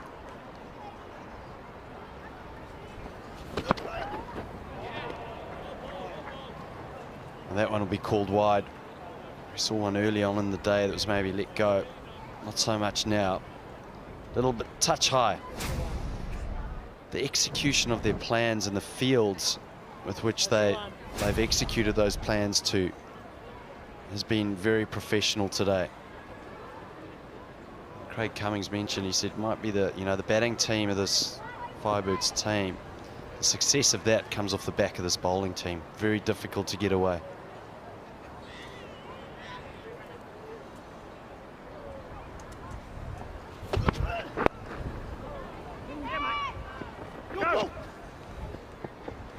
Coming back for the second, getting home comfortably, throw a little wayward. I think the foundation of the success of both the Wellington sides has been their bowling lineups. They've got some real firepower, explosive players at the top of the order in both the Blaze and the Firebirds, but it's the ability to be so consistent with the ball, know their plans well, and they just seem like they control the tempo of the game.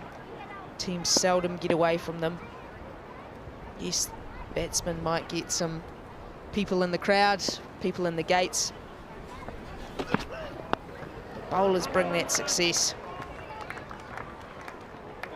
Oh, sneaks through as well, diving effort. Pick up 4 off the last ball of the over. 19 overs gone, 128 for 8.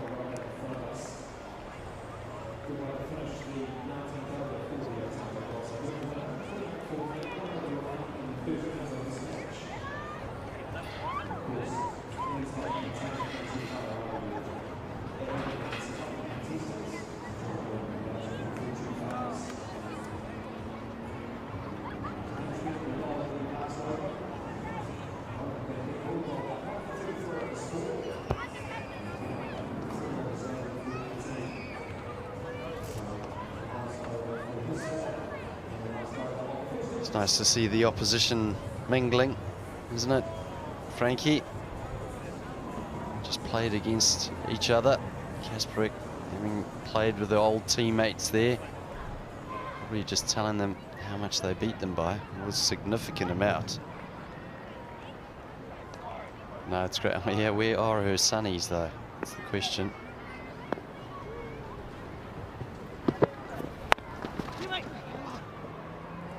Cut away into the offside. Just a single to start the last over. Hamish Bennett tasked with bowling the last.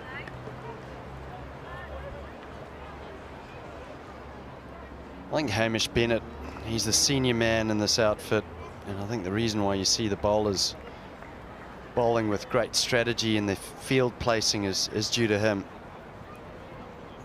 He runs his team really well, the bowling unit. And I think just the strategy that he uses, he executes it to perfection. Misses on that occasion though, up and over the offside. One bounce for 4, just gives the length that Chu was after. Yeah, trying to go wide and full to Chu. That's a great shot by Max Chu. The better domestic death bowlers in the competition. Hamish Bennett, I think what makes him effective is he's got the ability to, I said it before, get in and out of overs. He's bowling to the tail here. That's a great shot by Chu. He doesn't look like a tail ender. He can execute Yorkers and he's got some decent slow balls to back that up. Yep. Can you roll? Yes, I can. Can you? Pushing for 2. Throw's going to have to go keepers in. It goes bowlers. Sears does well with the backing up as well.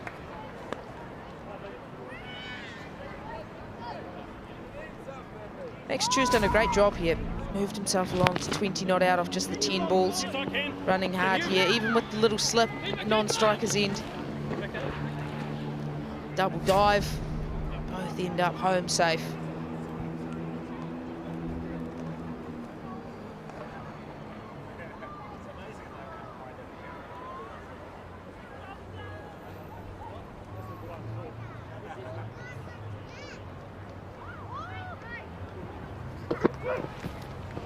Goes to the short ball once again. Good height this time. Picks up a dot ball. Well, mid-off and mid-on are up to Hamish Bennett. I don't think that Max Chu's got the power to actually hit it over them, but as we saw earlier on, he had a beautiful one just wide of mid-off. So it'll suggest to you that either Hamish Bennett is trying to bowl a wide Yorker outside off, a Yorker on leg stump to be clipped square, or at the short delivery. He's already bowled 1 for the over, so that's his last short delivery he can bowl. Yep. Just bunted into the leg side. Can only pick up a single.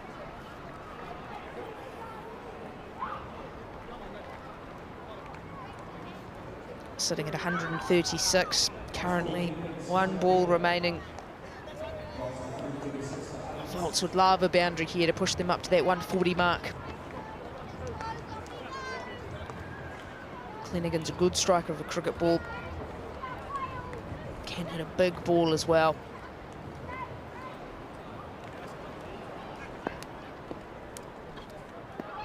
Cross outside the off stump, eyeing up the shorter boundary here at the Basin Reserve.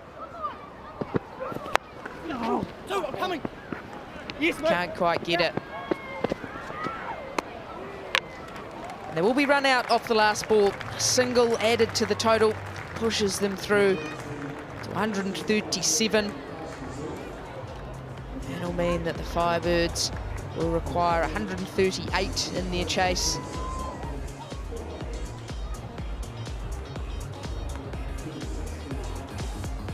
Been a good bowling performance from the Firebirds. They've been in control right from the start of the innings. They're able to pick up wickets almost at will, ending up getting the Volts 9 down. And that really put the handbrake on the run rate as well.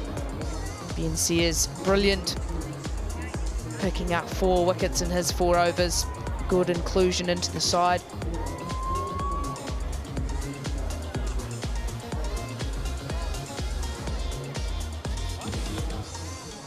Getting through to 137. There were contributions all the way through. Main run scorers, Kitchen with 28 off 22, Rippon 22 off 23, Max Chu with a good little cameo at the end, 21 not out off just the 12 balls. Bowlers were all able to control the game. Van Beek picked up a wicket, as did Ravindra and Young Husband, who was economical as well, but the standout throughout the innings was Ben Sears, 14 dot balls, 4 for 21, and I believe we have Ben Sears standing by with Craig coming. Certainly do, Boo. Congratulations, 4 for 21. Must be a nice feeling. Yeah, it is. Thanks. Yeah, it's pretty bowler-friendly wicket at the start, so it was just nice to bowl first. Tell us a bowler-friendly, in which ways?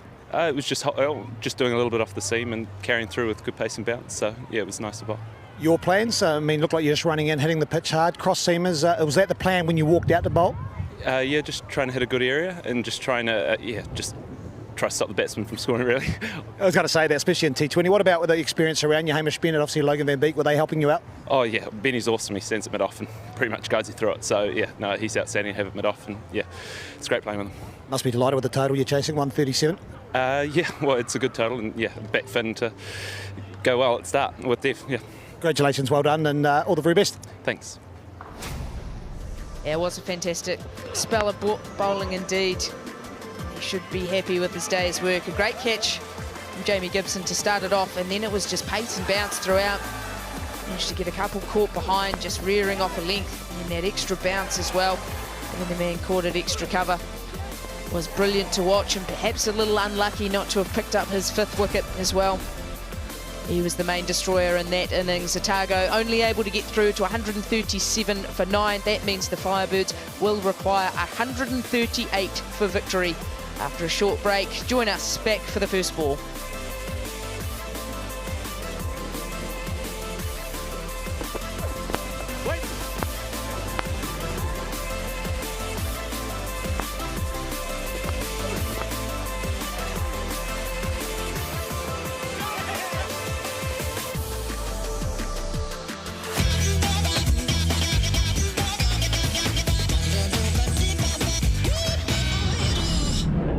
This coverage is brought to you by KFC.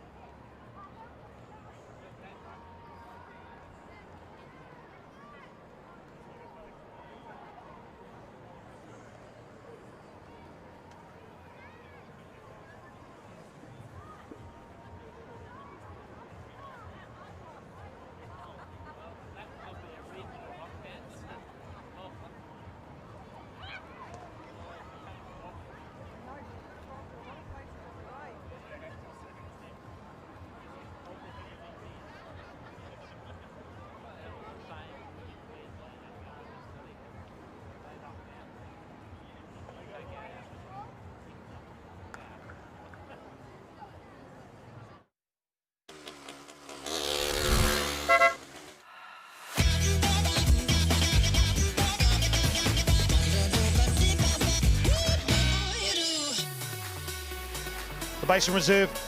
Good crowd in watching their home side, who have done very well in the first innings. They have restricted Otago volts to 137. So their target will be 138 runs from their 20 overs.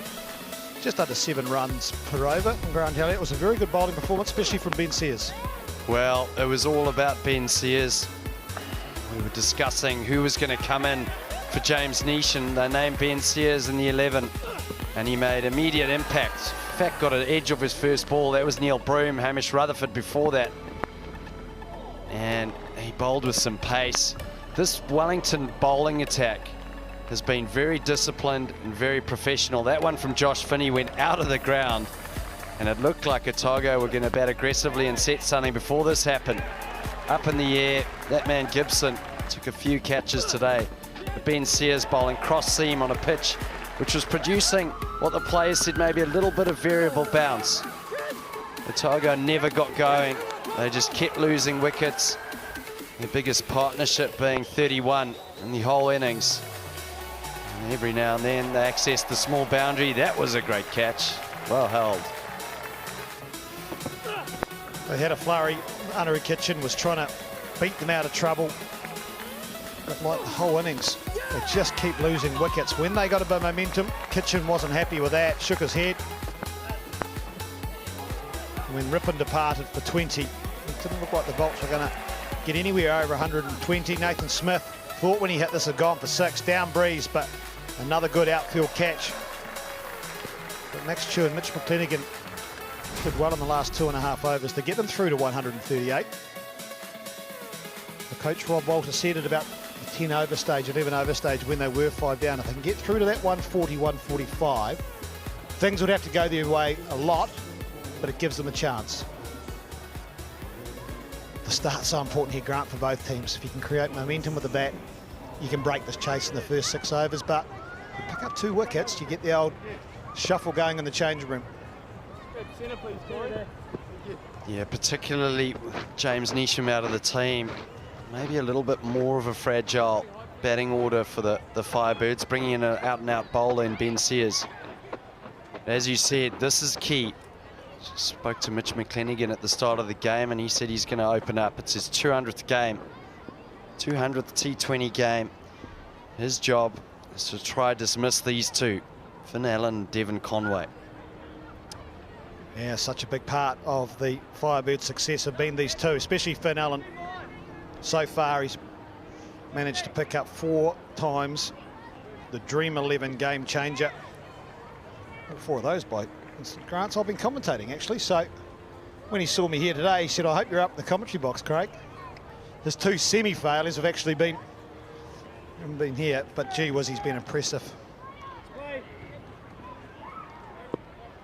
So McClenaghan, they've got a slip in place, so looking to attack. Deep square leg and a fine leg back on the boundary.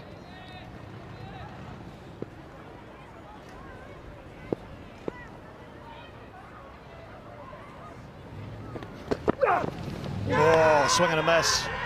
McClenaghan's convinced that he hit it, absolutely convinced, whereas Chu didn't really go up straight away. Well, I like this matchup. McClenaghan versus Finn Allen. Both used to play it in Auckland.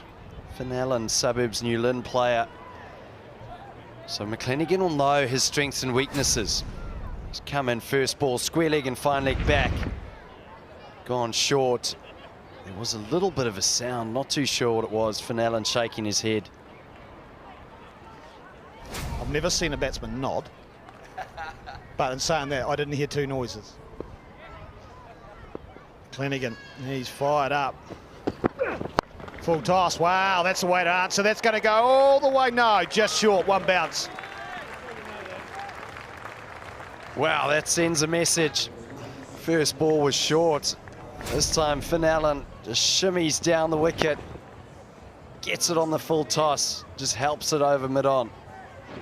That's what he's done so well this year, Finn Allen. It's just about, he's premeditated, but he's premeditated right. He knew McClenaghan may be going to go full, and he shimmied down.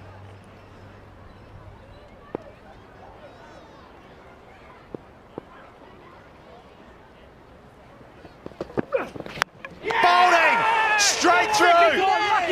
what a moment. Finn Allen finally departs. Well, that's the matchup that the Otago Vaults wanted. Mitch McClenaghan versus Finn Allen. He gets it full, it seams away. Great delivery. One of the danger men in the Firebirds team departs for 4. The score's 4-1.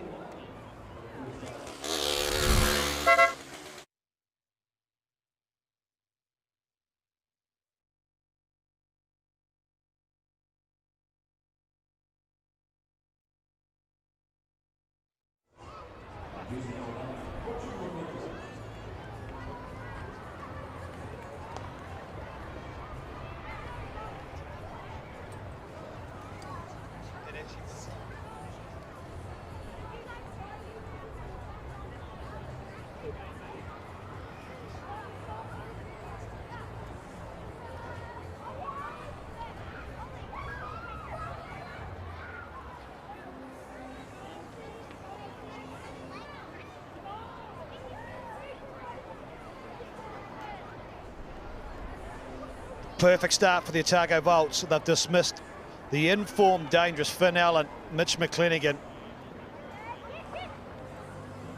The experience in his 200th T20 game has picked up the wicket. And they've done exactly what they wanted to do, the Vaults. Rachin Ravindra is going to come out one of the few times he's been asked to bat in the first over. There he is, Mitch McClenaghan. Thought he had Finn Allen first ball. Was still convinced when they went in the huddle. He was asking Max Chu, why didn't you appeal? Max Chu said, well, I didn't hear anything for a start. But now, look at the field. We've got a slip and like a short third man in another catching position. McClenaghan's got his tail up.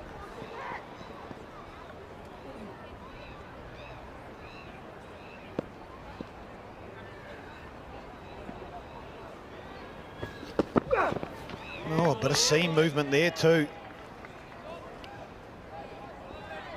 Good delivery this too, Grant.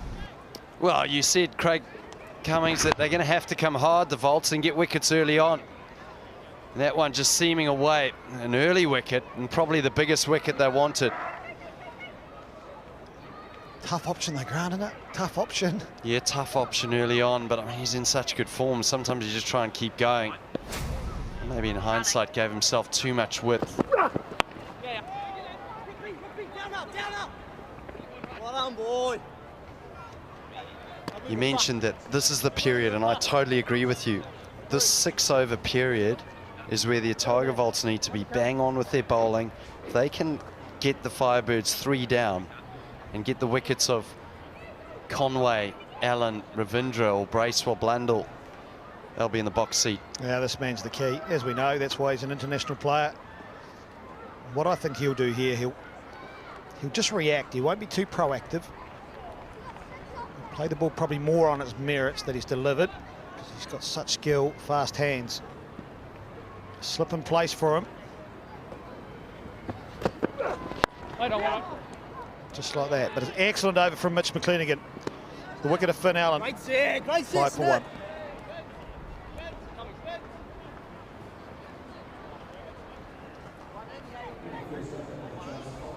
Great start from that man, Mitch McClenaghan.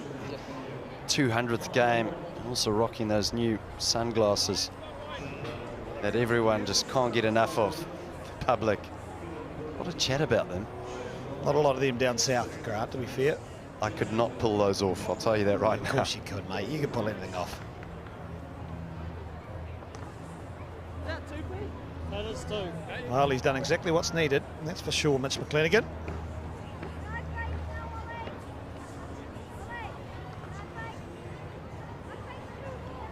Nathan Smith will open up. He will be bowling into the northerly.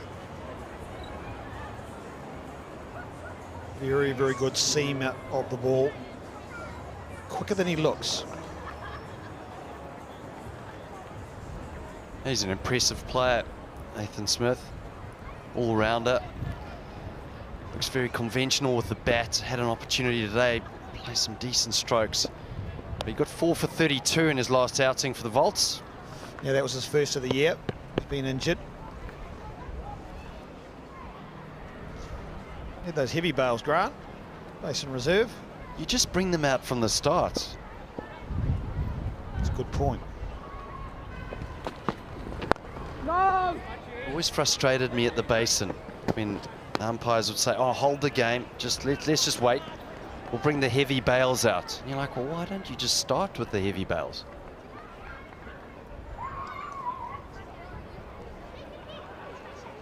Still don't know the answer.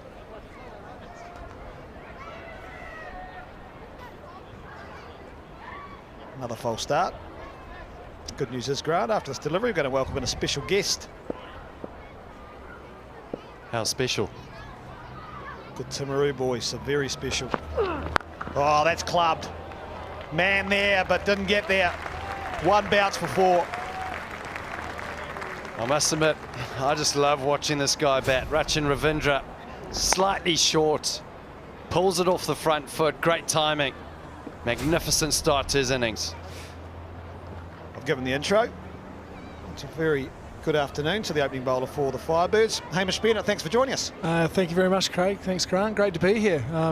Great view from up here, and first time on the mic, so always excited to see what happens. Two pretty biased people here, though, to be fair. Always neutral when you commentate, Hamish. I don't believe that for a second. We do watch the replays. Slower ball this time. Nicely run. Well, I tell you what, I hope you're quicker getting up here than it takes you to get through an over, my old fella. See, there it goes, already started. Nah, well, yeah, it should be a little bit easier, especially from Nathan's end when you've got the wind pushing you back to your run-up. It's actually, yeah, it's harder getting to the crease. I need to bowl with the wind a bit more, but that's a good wicket out there. It's just a lot of pace and bounce, actually, very similar to the cage, the training facility. So I'd like to think that our guys are actually probably pretty used to this wicket, whereas it looked like Otago probably got a bit of a fright at the start. Maybe not a fright, but took a wee while for them to adjust from, I guess, uni oval, which is probably a little bit more of a skiddy sort of lower, not lower, slower sort of bounce, whereas the Basin's a pretty sort of steep, more of an Australian sort of type bounce through to the keeper.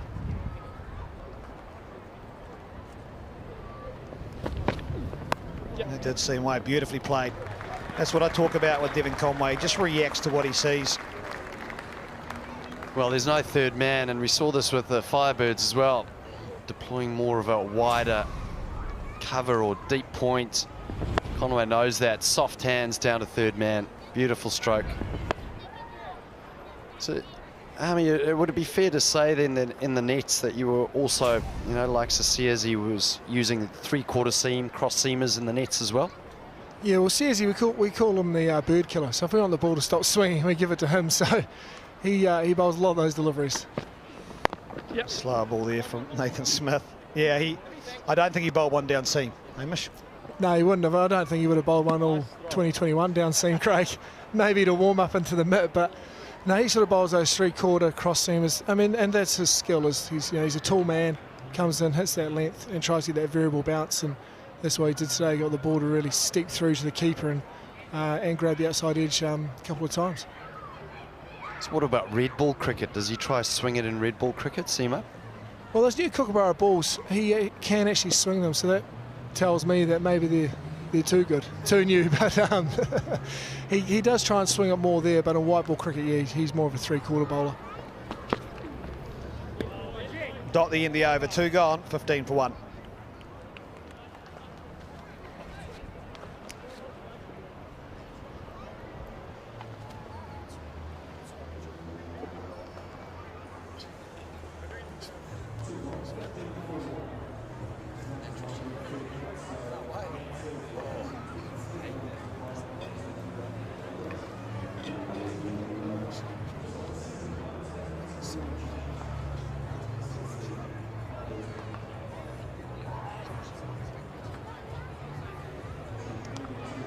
Another excellent crowd at the Basin Reserve, and plenty of kids around, boys and girls playing cricket. Not that easy these days to fit in a game. I think this is Otago's going to be the best bowler on the surface. Mitch McClenaghan going to be able to run in, bang a length. That's been banged. It's been banged to the boundary. Wow. That is a magnificent shot. Conway on the front foot. Little bit of width on offer. Stand and deliver. I actually gave him a wee bit of a commentator's curse there, but I don't actually mind that.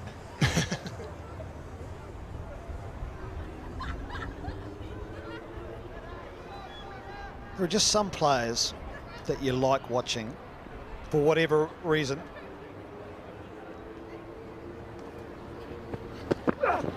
Straight up, here's the opportunity. And the big wicket, the commentator's curse is there. And Conway's gone to McClenaghan. Well, Hamish Bennett said it. He said this is going to be the danger man for the vaults. And he is producing. A man of huge amounts of experience. Runs in, bangs it in. Conway gets it high up on the bat. Straight to Hamish Rutherford. Another danger man leaves for 9, scores 19 for 2.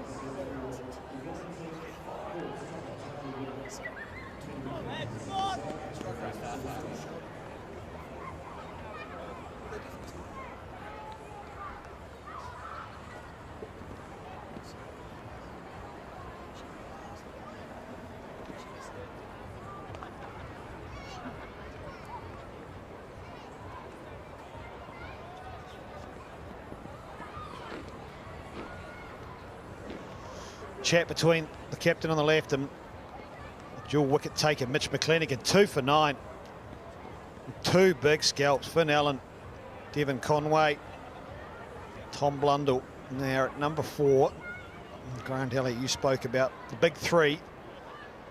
Pick him up, then the Vaults really do have an opportunity in this game. I think this wicket will actually suit Tom Blundell, bit of pace and bounce. Likes to play off the back foot, so hopefully today's his day. It's a slow ball. Yeah, also agree with you, Hami. I think at the moment, yes, you try and get ahead of the game with Finn Allen and Devon Conway, but now it's almost just proper cricket. From Tiger Vault's point of view, you might try and bowl McClenaghan through. Try bowl him through, see if he can get 4 wickets. If he can, give the Vaults a great opportunity. I think it's about you got to try and set some attacking fields, stop the singles, and you take a little bit of a risk to win the game. And bowling McClenaghan out is that risk. As Tom Blundell's about to take strike, just signed a sock deal actually. Tom Blundell, actually surprised his socks aren't tucked into his pants. Can't do advertisement on here, Harmy. But no, it's more about giving Tom grief. But, oh, is that right? Yeah, fair enough. Yeah, he's a shy character. He'll hate that. So got one over him. What about you? I mean, I'm not saying 2 down and wishing anything untoward. I mean, well, you want me to pad up? Do you actually even bring the pads down these days? Yeah, well, this isn't arrogance, but on the away trips, I don't bother to pack pads because we've got that many left-handers. Oh, that's smart. That's not yeah. So I've got more room in my bag, and then I just give, and I've actually just niche my helmet. So I've travelled around with 1 pair of gloves, 2 bats, chest guard, thigh pad, arm guard, and just bowling boots and some touch shoes, basically. Oh, that's good areas. And the space that your pads were, does that open up a bit of space for some going out kit? In the way bag? Yeah, it definitely does, yeah. And also, you don't have to go through, you don't have to take your bag to oversize because there's nothing in it. So you just drop it off there, everyone's going to oversize, and you'll just stroll no through to the lounge. So, yeah, yeah, you're right, though, going out kit goes in there. Well, you are in good form because I saw you play an innings earlier on in the season for the old Tablelands, where you brought them home at the end of the game. You talk about no advertising, but yeah, I did. Yeah, me and Steve Chew, Arch. Beautifully played. It's just letting the ball come on. I think McClenaghan would take that over, though, because he picked up the wicket of Conway. 3 gone, 24 for 2. Yeah, you're talking about before about the trend about this deep point sort of man. I'd like to get your two guys' thoughts on this. I think early on in innings, I still think third man has to be there. I think someone like McClenaghan is running in, bowling that heavy length, back of a length, especially if you get a nick, or even if Blundell tries to play a pull shot, protecting that small area of the ground where the breeze is going. You're also such a big chance of getting a wicket. Yeah, I don't mind having a deep point to a guy like Devon Conway, get a slip in, then have a short third man, because you actually want the player to try and play it down to the third man if it's going to give you an opportunity to get an edge. But to a player like Blundell now, with the wind, you know he's not going to probably play an expansive shot. I'd go more conventional. So I think it's more dependent on the player and how they thrive on width. Oh, that's nicely bowled. Yeah, I think, I mean, in some ways that's probably explaining your point, Grant, there, that they're trying to go down to third man. And it brings the outside edge. I mean, Hamish, you guys do a great job, and the Firebirds have been one of the leading bowling attacks in the last 2 years, hence the reason you're champions last year. You guys are obviously do a lot of thought, and that's something you do well. Yeah, and that's what Ravindra's trying to do there, is just try sneak that past, because there's no third man, that short third man, which could get the edge. Straight up. Oh, he's got enough of it. I thought it went high, but no, it's down breeze. I think it might have gone all the way for 6. So much for straight up. Well, it looked high up on the bat, and it looked like initially it was going straight up. Boundary, I think it is 6. I think Derek Walker could just trust the fielder there. I mean, if that was me, I'd be saying 4, but Nathan Smith said 6, so I think you got to trust the player, especially if he's giving runs away. Not very often you see a fielder signal 6, and I seriously thought it sounded like it hit right at the top of the bat, a little bit like Conway's, and I thought it was out. Yeah, it certainly made that sort of sound off the bat, but Rachin Ravindra is so good in that area. Decent timer of the ball. So the breeze is a lot stronger out in the middle than you think when you're actually watching the game, so always tell by the big tree there by the side screen. If that's blowing a bit there by the scoreboard, those trees, then I know it's pretty windy out there, so it's a good advantage here, Rachin playing straight down the ground, using that breeze. Yeah. There's always a lot of talk about the breeze, Hamish. I always thought that your best bowlers should bowl into it, which is why I always bowled with it. So you're saying that Tim Southey's better than Trent Boult? Well, I always think that, well, there you've got a left armour, so obviously he's going to swing it back.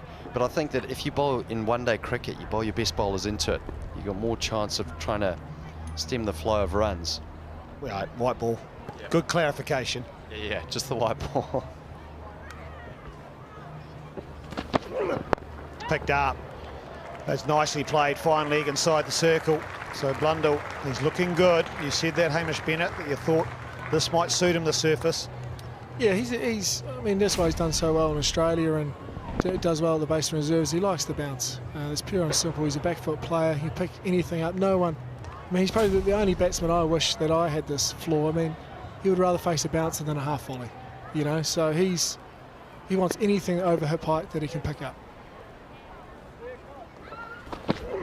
Yes. Running hard, but won't get 2. I think getting back to your point, Grant, about the wind, I think you're right, and I think you need probably your bounce bowlers to bowl into the wind to make it hard to get hit back over your head. I think that's in T20, that's where I guess what we did today is we used our bounce bowlers into the wind, and knowing that your skiddiest or your spinners use with the wind, making it hard to get hit down the ground. Yeah, I was going to say, I think it really depends on the style of bowler. You know, you're right. When you're trying to hit as a batsman, trying to hit with the wind, you want that splice. Oh, that's another boundary. So 6 and 2 4s off this, a very good one. 16 off it, 40 for 2.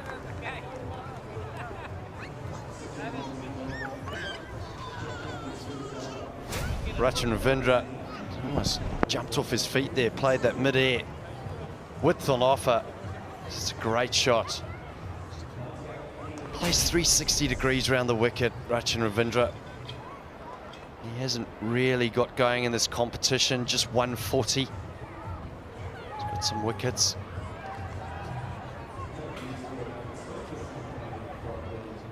Looks like a young North City player. Aspiring cricketers. They love it, playing on the outside of the boundary. They probably don't watch a ball, just bat all day.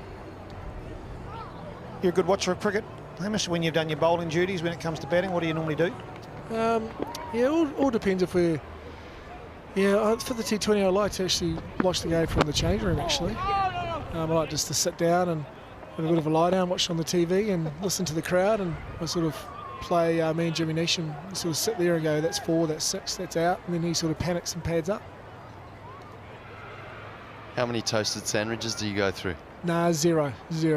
Years ago would have been plenty, but the older I'm getting, I need to try and shred some of this timber, so I'm really watching my diet. That's probably the thing over the older I've got, probably the thing I've done better and better every year is actually trying to watch my diet, as like Craig mentioned, I don't want to be walking or running too much. Got to shape in.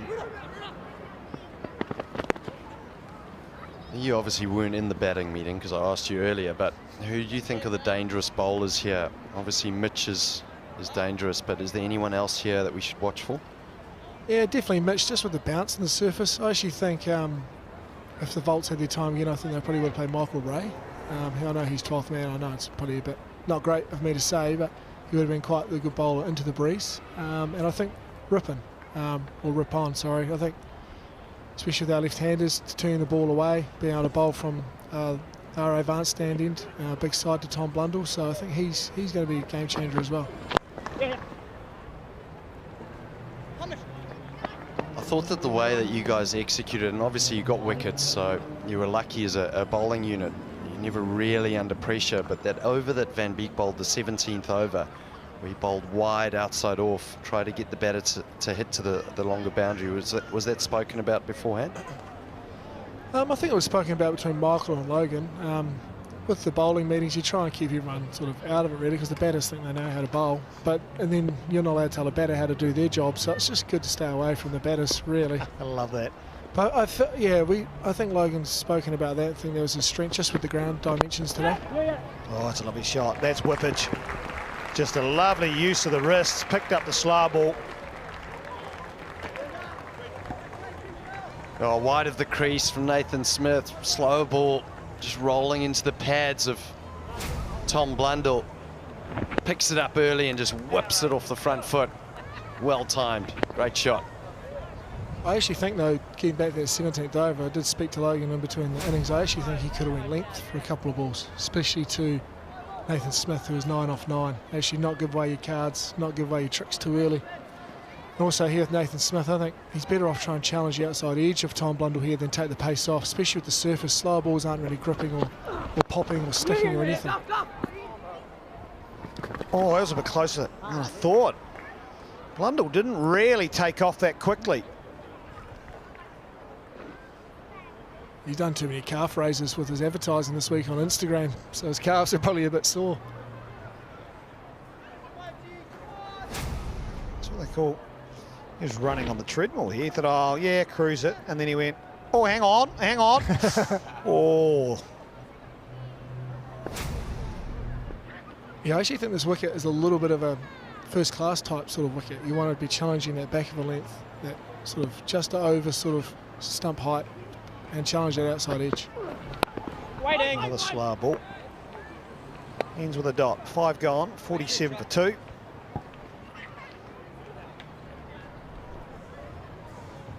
Well, Hamish, really appreciate you joining us up in the commentary box. Always nice to chat to a good Timaru man. Yeah, thanks very much for having me. Really enjoyed my time up here. And now, I guess, after I said I'll go watch the game on the TV, I guess I'd better go and sit in the viewing room. I'll watch it from up there. Oh, well, there's another game tomorrow, so hopefully we don't see you today. As a Wellingtonian, I don't want to see you go out there and bat. Neutral, Grant. I don't want to see myself bat, so I'll have to go down and look for some pads. Thanks a lot, Hamish. That was Hamish Bennett, fast opening bowler for the Wellington Firebirds. Very experienced man, takes wickets up front. We can now go back and not have a toasted sandwich. Watch the game on TV. Well, they're throwing it all in here now. The Volts, we spoke before whether McClenaghan would bowl 3, maybe 4. Well, he's had a break, but he's been brought back into the attack. He's going to be bowling into the breeze, but 2 for 14. And in desperate need of a wicket. Well, he looked to bowl that fuller of a length.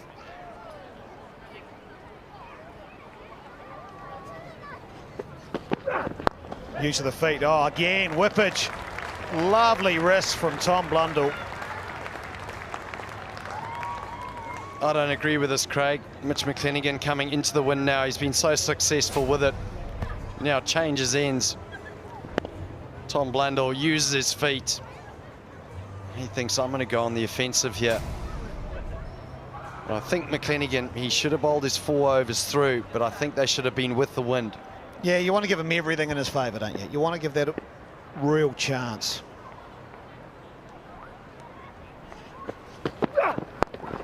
In the air, man underneath it. Doesn't matter what end, he gets the wicket. Number 3 for McClenaghan. Well, I might not agree with it, but everyone out there agrees with it.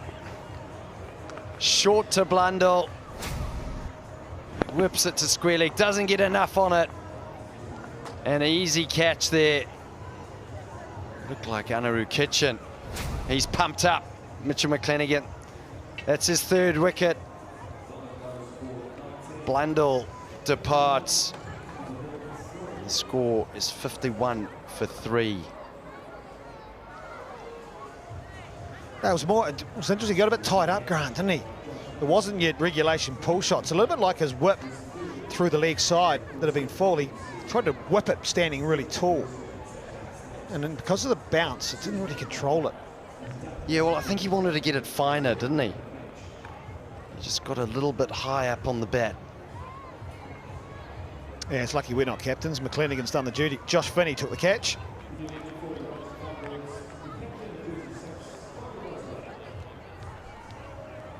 So now, they just needed at the vaults. They needed to get in, probably have a conversation about what they're doing. They had to break that partnership.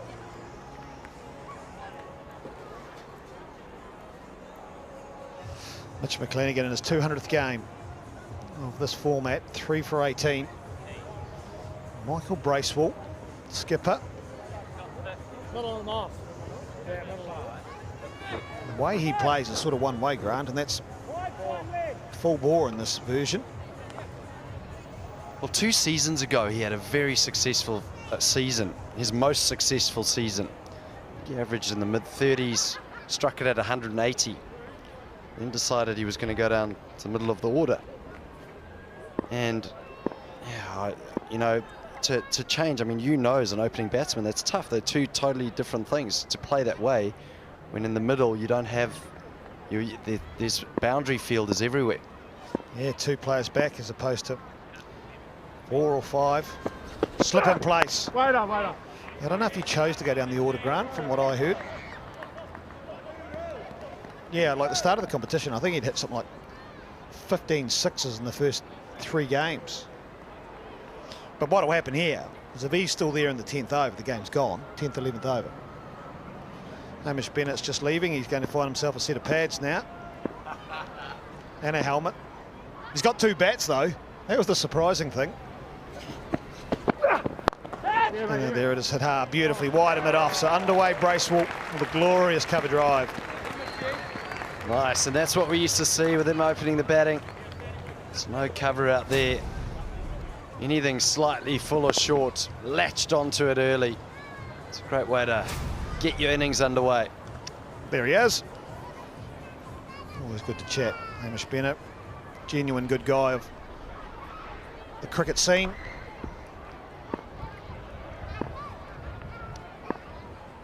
So 4 wicket .4. So let's revisit this. Explain to me why McClenaghan's bowling into the wind. Now, you and I are both of agreement, but the problem was, Grant, the very next ball he got a wicket, which probably justified it. So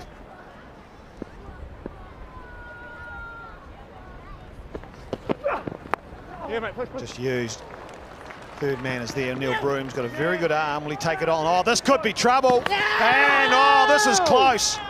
The throw was just wide. Is that enough time for Bracewell to get back? Please.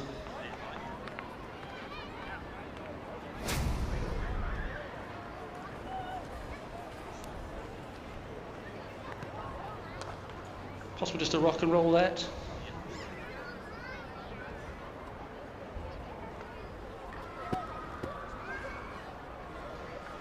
Yeah, no, that's fine. If you load not out, please. Not out. Oh, I tell you what, not many people take on Neil Broom, Grant. Yeah, the skipper, Michael Bracewell, the beast, as he's known by his teammates. It's half a metre too wide, wasn't it? Just that time for Max Chu to get back to the stumps.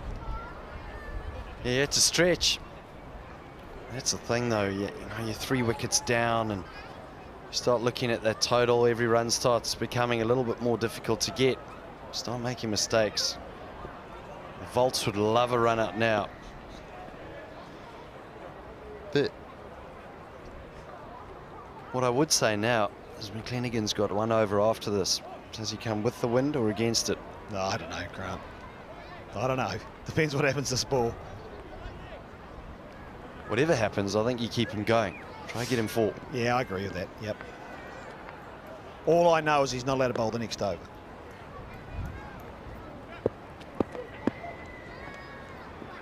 Done that before in a first-class game, actually. Bradley Scott bowled the last over of the night before and came in and bowled the first over the next morning. And you got away with it? Well, no one realised. No one clicked.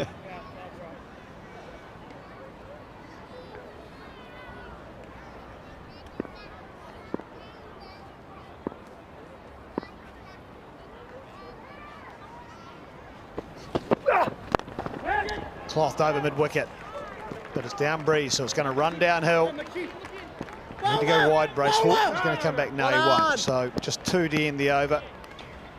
6 gone, 59 for 3.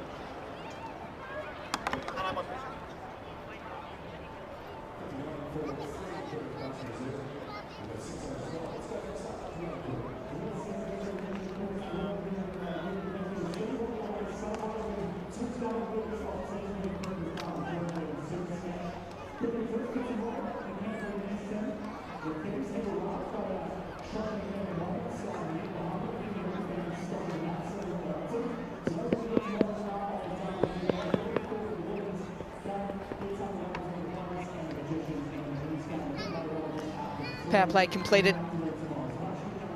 59 for 3. The Firebirds will be happy with their run rate. Maybe a little light concern around the 3 wickets lost so far.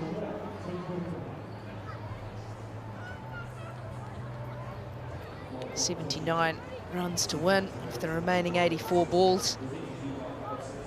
Canterbury Kings and the Nets getting ready for their match tomorrow afternoon against the Firebirds. They'll be hoping to go back-to-back in their wins against the Wellington side. With that power play done, the first look at spin in the second innings. Anaru Kitchen comes into the attack. And alongside me, straight off a plane, Scotty Stevenson. Afternoon, Frank. Afternoon, everyone. Real interesting time this for the Firebirds. Loss of Finn Allen. Does well, does outstandingly well. Mitch McClenaghan diving across to his left. That just throws up a little bit of uncertainty for this Firebirds middle order. Talking to Hamish Bennett, who had joined us in commentary for the last wee while, saying, you know, Finn Allen's had 4 match-winning innings already this season. Guys here. And in this field too. We consider this as their 7th game, Frank. That's a pretty good shift. Now you don't have that at your disposal. You've got to start working out other options. Yeah, Finn Allen's just been in wonderful form so far this season. Scored the bulk of their runs as well. Scores a 53 off 23. Had a little miss with 11 off 8. McLean Park, then went 91 not out off 50, 75 off 39, 92 not out off 43, 27 off 16, and then another miss today, unfortunately. But he still looks in wonderful, wonderful touch. Now the challenge for the Firebirds is to find runs from another source. Middle order largely untested. Jimmy Neesham as well, missing from in there. A little bit of experience that they've lost. They managed to cover up his absence in the bowling ranks comfortably. Ben Sears coming in and taking 4 wickets. Now it's up to find some runs in the middle order as well. Pushed out into the leg side. And a little mistake here from Kitchen. No ball called. Probably just front foot stepping, and with that comes a free hit as well. A good over so far from Kitchen, not what was needed for the Volts. Yeah, it's to the guy whose eye's in as well, Rutchin. And that eye is not just in, that eye is on the prize. That's gone out the gate.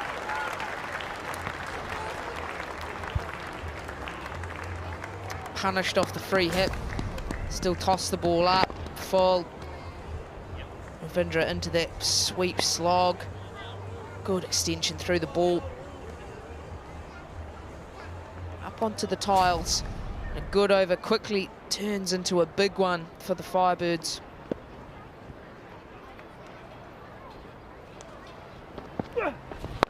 Oh, great dot. Able to get out of it with a dot. 11 runs off the 7th over. The Firebirds 72 for 3.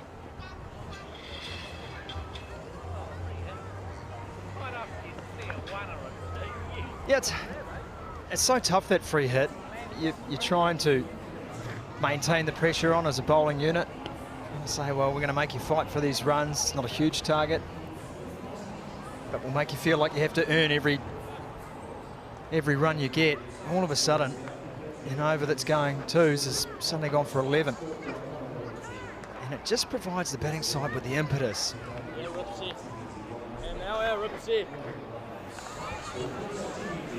Nick Kelly out in the deep. Scotty and Frank here. Nick, it's a big over, but up till this point, it looked like you guys had a pretty good plan in place. Yeah, it was a decent start for us. Obviously, poles are the key.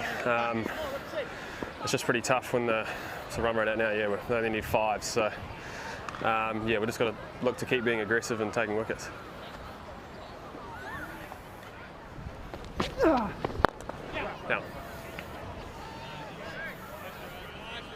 With the move to spin, Nick, just for those watching at home, what does that do for the fielding side? Where do you have to make your adjustments as someone out in the deep? Well, I think normally, like, as a boundary rider, you're trying to cut off 2, and then yeah, and then you're there as a wicket-taking option. But I think, you know, in this circumstance, we're probably going to have to look to bring a few more guys into the ring just to build that pressure and look to keep taking the wickets. It's good of you to keep talking when you're on the field, mate. I tell you, you've got a job to do. you could have had a break from the commentary there. Nah, 2 jobs to do out here.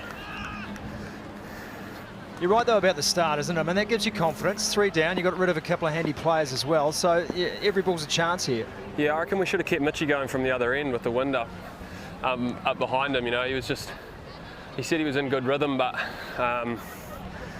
yeah, Duff wanted to keep his one for later on, but yeah, I would have looked to attack, because obviously it's not going to go the 20 overs here. We just need to, like I said, keep taking them.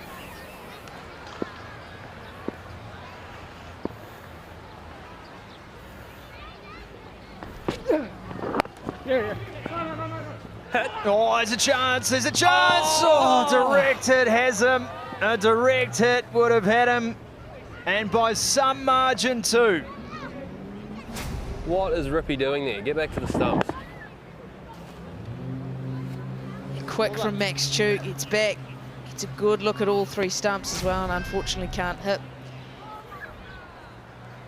They've got to be awake to those ones. And Nick Kelly's mic'd up out in the middle. He's in the field and through these. Down. Oh, yes. Good stuff that. Good reflex action from Rippon on that occasion. Well, as I said to you, Nick, every ball's a chance out here. It's not a huge total, but And they're still providing opportunities. Yeah, I think, you know, their top order's been pretty good this year, so if we can get into that lower order, you know, put them under a bit of pressure, you never know what's going to happen.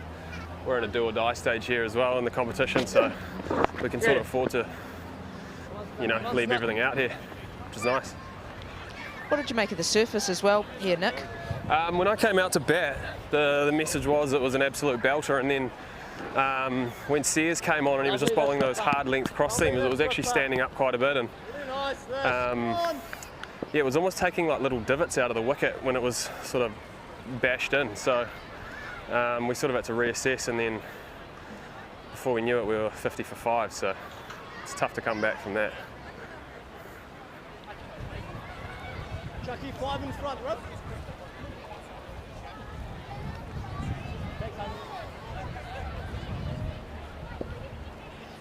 Last ball of the over, just 3 from an economical in this one. Michael Rippon. Catch it, catch it! Oh, another chance. Looked like an edge. It was, I think. That's the end of the over. Nick Kelly, we thank you for your time, mate. 75 for 3. Cheers, thank you.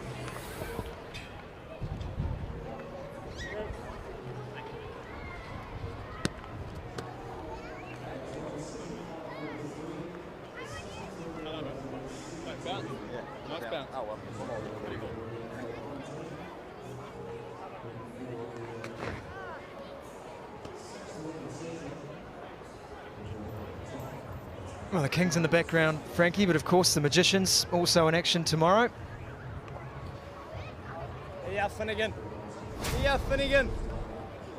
Last delivery of the rip on over, and yeah, tough chance. Chu standing up. Chance nonetheless. 2 chances in that rip on over. You've just got to take those, as Nick Kelly said. This is do or die now for the Volts. Yeah, tough chance standing up. Big edge, big deflection. Tend to be the ones, they either stick or they don't. They manage to get into the webbing of the gloves and they go in nicely. If it catches anything else on the way through, tend to just burst out. Yeah, it's one of those catches where if you take it, you're an absolute champion. And if you don't, well, no one can really blame you. As a bowler, you always love to see them taken. You always love to see your wicketkeeper with a chance. Just that big deflection hitting the very top of the left hand. Beautifully played.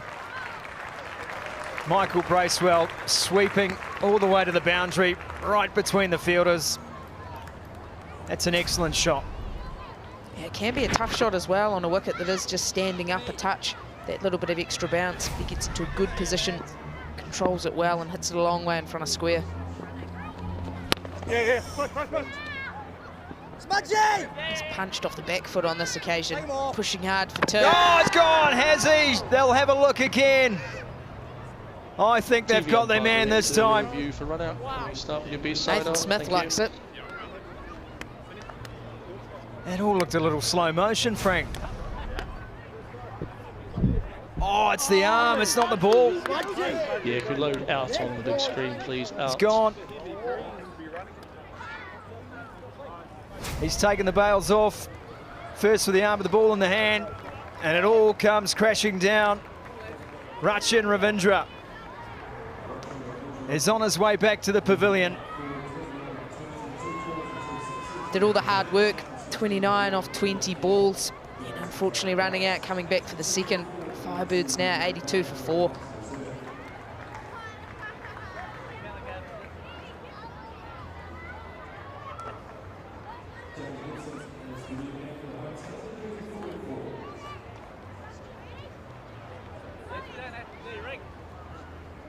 Stick it in here, lad.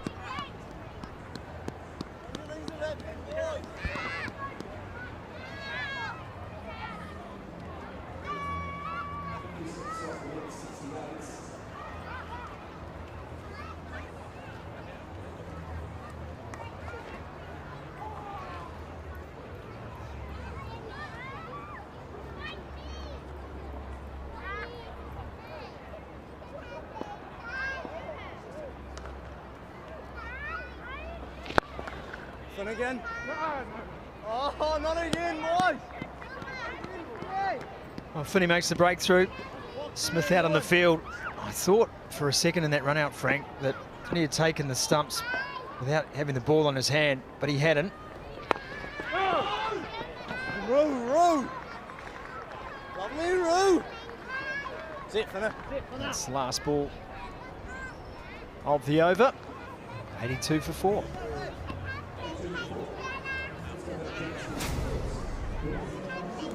The Volts knew they needed wickets early, and that's what they got. Mitchell McClenaghan with the big wicket early, knocking over the dangerous Finn Allen. Then Devon Conway was next to go. Blundell looked in good form as well. Unfortunately, just whipped one down deep square leg's throat. And then a fourth and final wicket to fall. Trying to push and come back for the second. Ravindra just caught short. Great work from Nathan Smith out on the boundary. Quick release. Throw right in the right spot. Perfect way to execute a run out.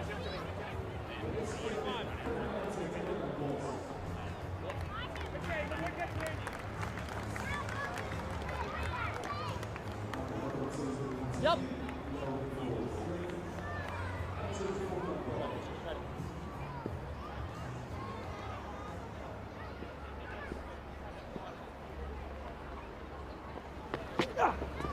Wide on. Ripper. Wide. No. That's Foxy here, Ripper. Good delivery from Ripon. Just going back to this run out again. And then you can see, Frank, it's from the elbow down, as long as you have control of the ball at the time.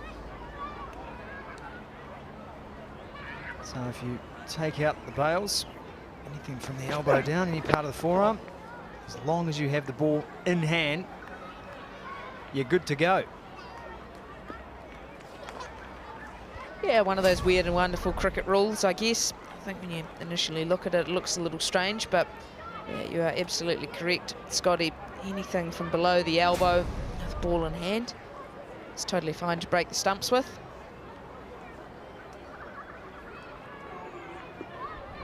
It's very close to knocking off the bails before he had the ball in his hand. Millimetres. Yeah, he almost got himself in a bit of a tangle with how close over top of the stumps he was. You talk a lot about bowlers needing to get back to the stumps, but he almost got himself in a tricky spot to be able to take that almost pinpoint perfect throw.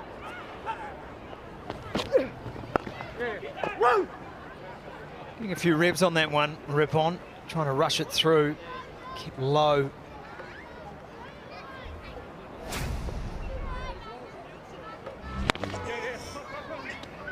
Here is the run out again. Where Finney is standing right over the stumps. Good control in the end. Yeah, he's done exceptionally well in the end. Ravindra just struggling to get back, running into the wind as well, didn't help his case.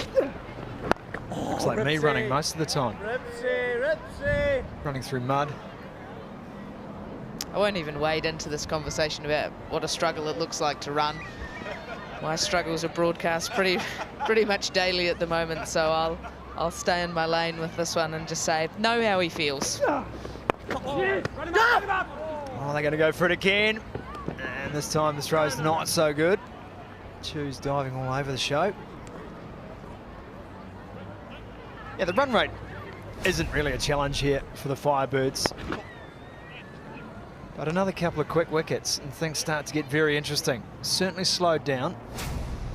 And even just the difference, a little run out, the doubt that it then creates after that. There's been a couple of moments of hesitancy from the two out in the middle. That can obviously bring about another opportunity for a run out. Once you start getting this Firebird side 5-6 down, all of a sudden into uncharted territory. Went for that. That was well wide. And that is the end of the over, 85 for 4. Well, Nick Kelly, who was mic'd up with us, did mention when we asked, you know, what's your job there with the spin attack? You know, our job's saving 2. That was the first thing he said. And Nathan Smith couldn't have done a better job at that.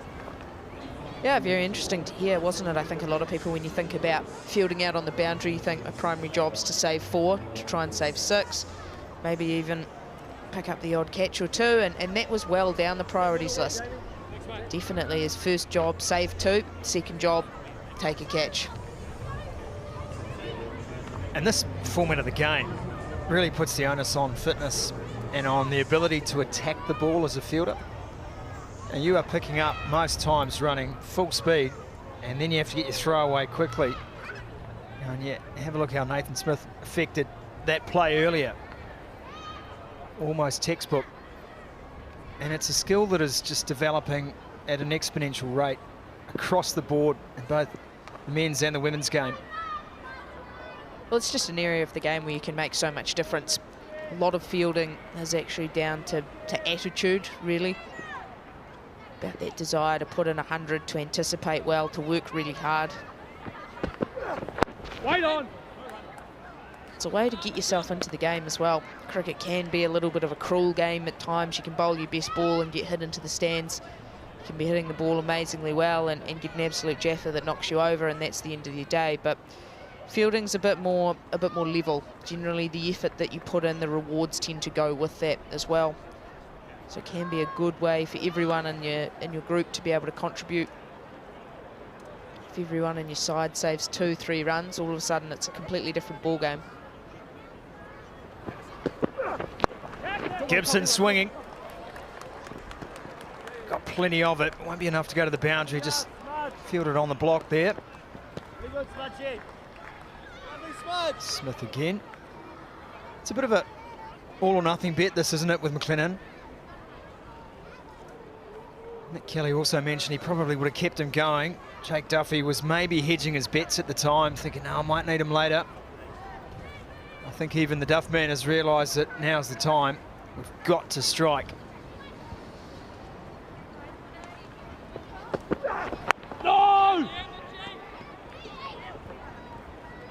He's been very impressive with ball in hand so far, Mitch McClenaghan. A surface that suits him, able to get that steep bounce. Bowls a heavy ball into the surface. He's got change-ups as well and the ability to swing the ball. But it's his length which has been crucial so far on this surface. It's looked tough to play. He's hit the bat extremely hard. And now a slightly unique field set as well. Right at the top of your screen, down by the Dream11 signs, the bottom of the sight screens. A man stationed out there. A fly slip. Extremely fine third man. Possibly there's a catching opportunity just for the glide up and over the wicketkeeper.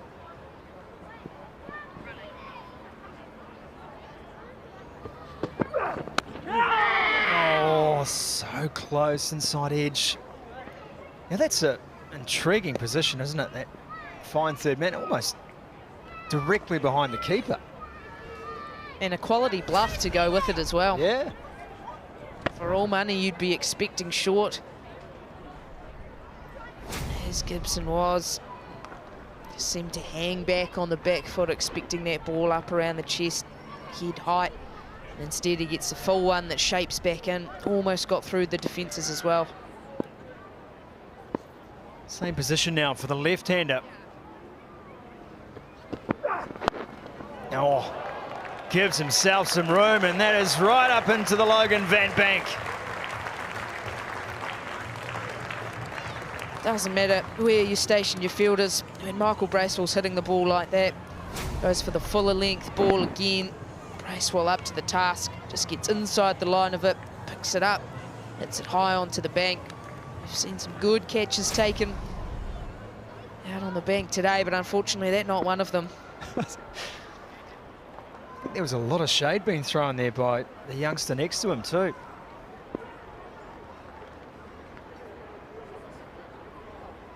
It's good from Bracewell. He realises there's a fair bit of responsibility on his shoulders in this innings now. Again, backing away, sliding it off the bat for a single. And that is the end of McClenaghan's spell. 3 for 35 off his 4 overs, 95 for 4.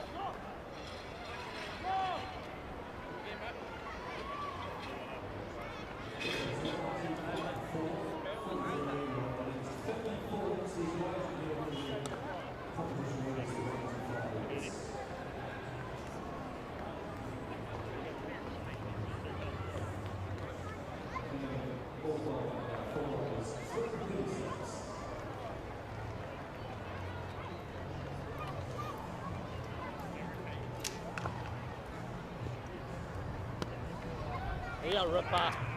Yeah, Ripper.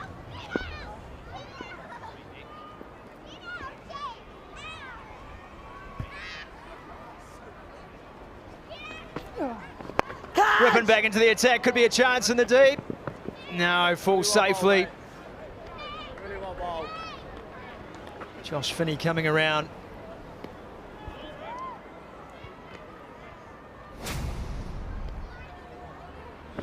Just some spin off the surface for a rip-on. He'd been good again with ball in hand so far. He's going for 8 runs off the 13 balls he's bowled so far.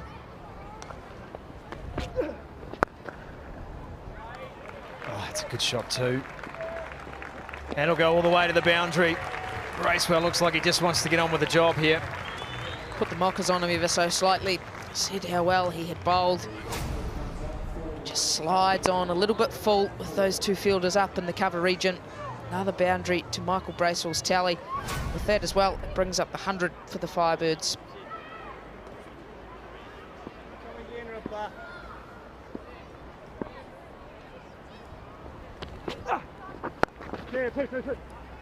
And throw, Dale! Nice. Two's the call, and that's the misfield.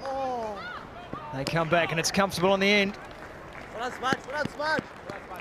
He has such a skill to be able to pick the ball up at pace. Wellington, go in.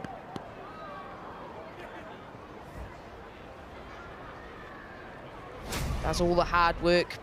Get there. Pushes in hard off the boundary. Able to pick it up with 2 hands. Just a little fumble right at the key moment. Big spin off the surface with the wrong in from Ripon.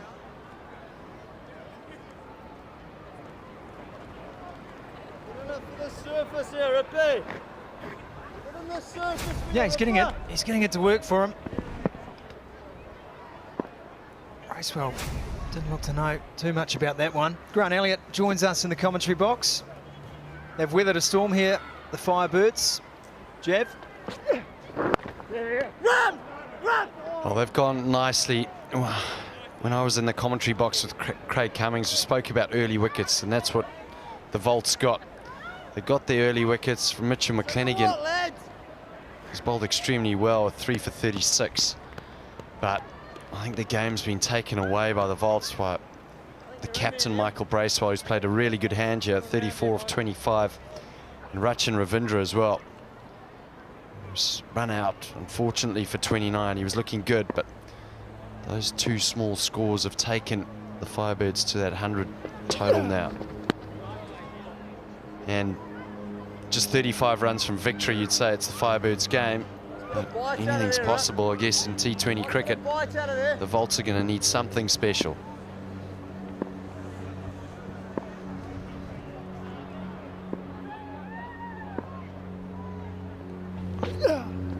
Catch it! Oh! Not picking Ripon is Bracewell. Still another good over for the Firebirds. 12 gone, 104 for 4.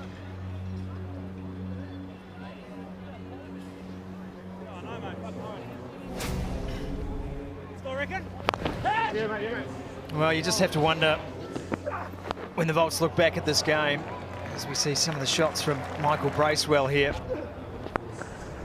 whether McClenaghan should have just bowled through. Nick Kelly thought that was the case. Ewan Sid had a big conversation about that as well. When you're defending a score like that, you kind of know if you don't take wickets, you're vulnerable. You've got to. So who's your best chance at taking wickets? I know it's a zero-sum bet. It's either all works out for you or nothing does. Oh, come on. Through the infield, just for the one. Well, I guess it was surprising that McClenaghan bowled his 3rd over into the wind, but we were proved wrong that over because he actually got a wicket. But yeah, looking back at it, they haven't done too much wrong. I think Ripon's looked likely. He's looked like he could get some wickets in the middle, just hasn't gone his way. Unfortunately, trying to defend a score of 137 is always tough. They've got the Firebirds 4 down, but they've been batting at a really good click here. And that's the key, is that some teams when they approach a small total, they get a little bit too defensive and you can get into trouble. It could be sort of 70 for 4 now and then be looking down the barrel. But because they've batted at an aggressive rate here, the Firebirds are well ahead of the game.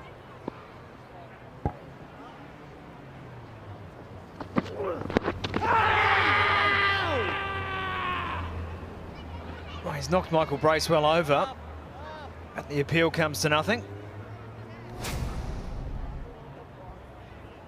Just a little bit of shape there from Duffy, sliding down the leg side. I think it's the Firebirds' blueprint about how they want to play cricket, is that aggressive mindset, the ability of to just keep going and going at the bowlers, regardless of how many wickets down almost they are. And I think that then extends to whether you're chasing a big total or a small total. The blueprint is still the same. They still have the freedom to go out there and play that way. Timing just eluding Captain Michael Bracewell at the moment. Put it up before, but Francis Mackay and the Canterbury Magicians will be in action tomorrow here at the Basin Reserve against the Blaze. What a game that is going to be. Chance for the Magicians to settle into some finals cricket. Frankie? That one will run away just for 1. And of course, the men back in action too. As the Firebirds line up again, this time against the Kings. But big chance for someone to come at the Blaze and show some aggression. The runaway leaders. Do you want me to come in early and give you some throwdowns, Frankie? I need all the help that I can get, Grant, with the way that I've been hitting the ball this year. Oh, but come on, Frank. Tell you what, the scalp of Sophie Devine, that would go down an absolute treat. Yeah, that's hooked. And a chance! Oh, has he got it? I think he has! That is some catch from Nathan Smith. What a screamer! Nathan Smith. Full stretch dive. Unbelievable catch. TV umpire director. The opposite end of the Logan Van Bank. For a fair catch, and the soft signal is out. So if we could start with the front foot, please.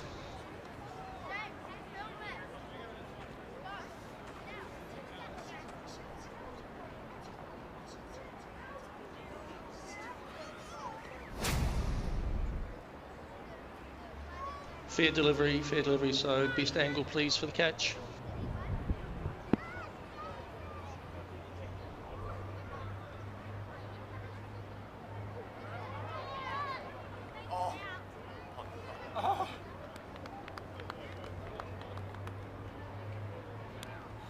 Yeah, can we just have another look, rock and roll please, once we get to the point of the first point there.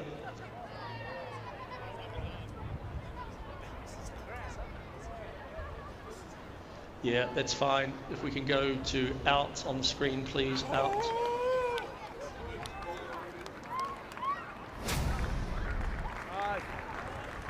The soft signal was out. That has been upheld by the third umpire.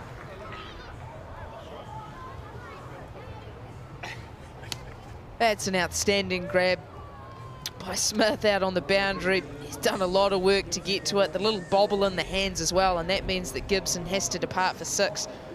Firebirds now 106 for 5. Right-hander. Yeah, that was a tough one. Tell you what, when the soft signal generally is out on field, it's tough to have a look at that. I always wonder, when it's a deep catch or on the boundary, how difficult it is to see. However, the square leg umpire was close to the fielder. It looked like there was a little bobble there as well. I think that sort of had a bit of question marks for me anyway. Yeah, there's a couple of moments through that replay, and I know it's in slow motion. Life doesn't work in slow motion. However, Nathan Smith looks like the cat who got all the cream. Troy Johnson to the middle following the dismissal of Gibson. Yeah, I like it a lot. I like it a lot. Nathan Smith already with a run out. Now, pretty special piece of fielding for the catch as We're well. out there for you, fella. Yeah, he's got a bit of X factor about him. It's Nathan Smith. Very good player with bat and ball in hand. He's been wonderful in the field today too. Makes a real difference to this Vault side. A little twist in the tail here of this game.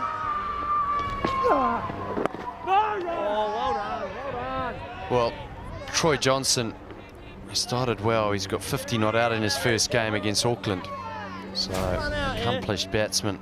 This was the wicket, short from Duffy. Gibson took it on. It looked cleaner. It looked a lot cleaner than that in real time. Fantastic snatch. Little bit of luck. Rolling up the forearms. Does a great job to get there, gets the dive in, rolls up the forearms and bounces back into the hands. Anaru Kitchen had the best view in the house there. He liked it. Oh, he's got him, has he? Claim for an edge, no. I think he's just hit the ground on the way through there. Just going to the sweep shot, bottom corner of the bat. Yeah, he's definitely hit the pitch there. I think this is a key over in the game here. I think the Firebirds will keep 3 balls. Rippon's bowled well. Firebirds just need to see these 3 balls off without losing a wicket.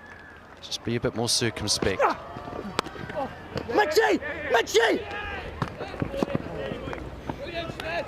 Quick single, there's a bit of fever out there, isn't there, at the moment from the Firebirds? Just a bit of fever. Michael Bracewell, how crucial he now? Yeah, he's huge in this chase now. Little bit of a conference going on now for the Vaults. Everyone's got something to say. Just trying to work out the best way to pick up Michael Bracewell. And if they do, they'll realise they're in with a great chance here.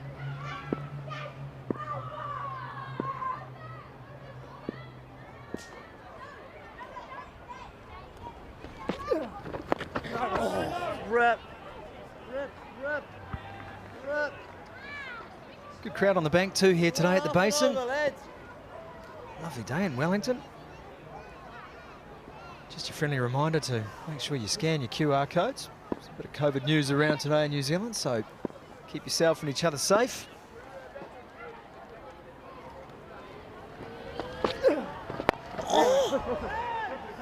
Yes, please! Dale! Dale! Well done!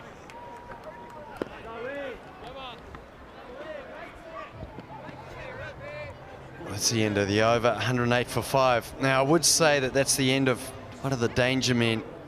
I think there's 3 real wicket takers in this Otago Vaults team. Rippon, McClenaghan and Duffy. Now, Duffy's got 2 overs left, and it's no surprise that he's coming in from the Ore Van stand. I don't know if they can get 2 quick wickets here. Put another 2 on it, Bracewell being one of them. Gives them a little sniff. I'll throw another name out there for you as well, Grant Elliott. Nathan Smith. 18 games so far in his career, has picked up 25 wickets, coming off 4 for 32. Best bowling ever of 5 for 14.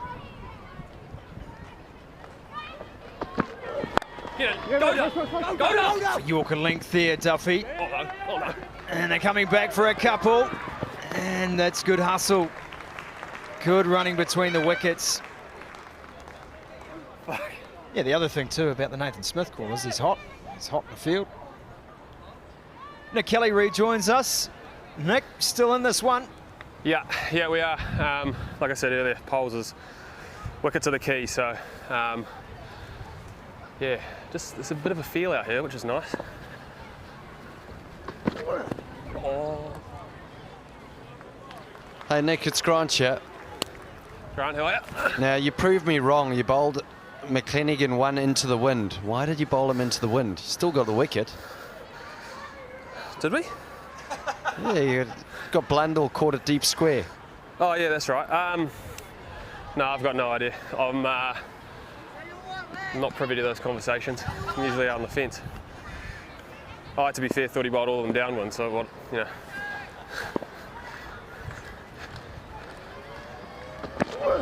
Get in. You know you're in Wellington, right, Nick? Yeah. Okay, and it's a T20 game. And it's Sunday. No. Now, how did you find the pitch? Everyone's spoken about this pitch, saying that it's a bit of bounce.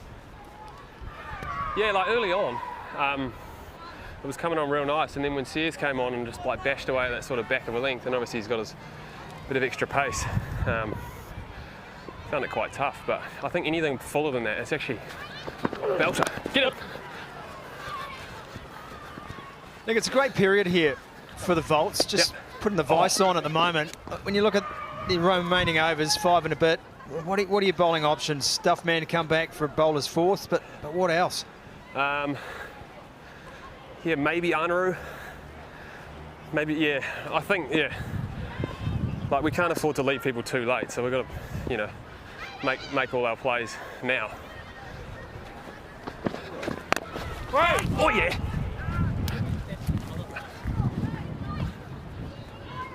That's good fielding from you, Nick. Thanks. Yeah, so I reckon, what have we got? Yeah, Anaru's got a bowl too. Just watching you in slow motion there, Nick, pivoting nicely. How'd it look? What about Nathan Smith? You look good. Look good. Catch it. Yeah. Yeah, I'd bring back Nathan Smith right now. He's obviously just taken that catch, but he's running red hot. Well, you just tell the Brains Trust there that that's what Frankie Mackay said. Bring back Nathan Smith. Great option. He is. He bowled well in the last game, didn't he? Yeah. He's Oh yeah. Yeah, it was a shame he missed the first half of the comp. Oh god. I'm an absolute shambles here. No, you're right. It's an average position, that though. What are you standing there for? I don't know, top edge or something. Catch it. Oh, the double bluff, outstanding. I want to ask about that, Nick. If you're going to go all the way back there and make you run there, why not bowl a ball that might bring you into play? Yeah, I think we've done that for 4 balls now, and none of them have been short. So it's all the bluff. Yeah. Are you bowling? Get your steps up, mate. Yeah, Frankie's right. Nathan's on. There you go. Frankie Mackay called it. Hey, Nick, who's your roommate? I'm with Big Mitchie this trip. Big Mitchie, how's that going for you? Yeah, just the one night so far, but he's been outstanding. Yeah, it's actually his 200th T20 game today. Yeah, and your 50th. Congratulations. Yeah, thank you. Yeah, so that's awesome. The two players celebrating a milestone. Did you talk about it? Did you reminisce much on Mitchie's 200 games? Not at all, actually. I thought something would have been said before the game, but all the boys, even myself, forgot. So maybe they're waiting for afterward and perhaps a Volts victory. That'd be nice. Nick, you've been running around in circles. What's going on there? I've got... Yeah, nah. Not a lot I can say there. We'll leave you to catch your breath, Nick. Thanks very much again, mate. Thank you.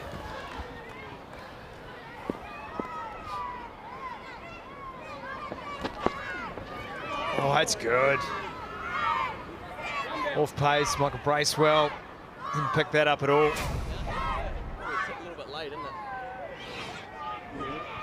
Well, this is the Francis Mackay Dream11 playmaker commentary move, isn't it? Bring on Nathan Smith. But I do think that the next 2 overs is the roll of the dice for the Volts. They need a wicket or 2 here. Brought in by Smith or Duffy. We need Bracewell, and with still enough runs needed that it's not just hit and hope.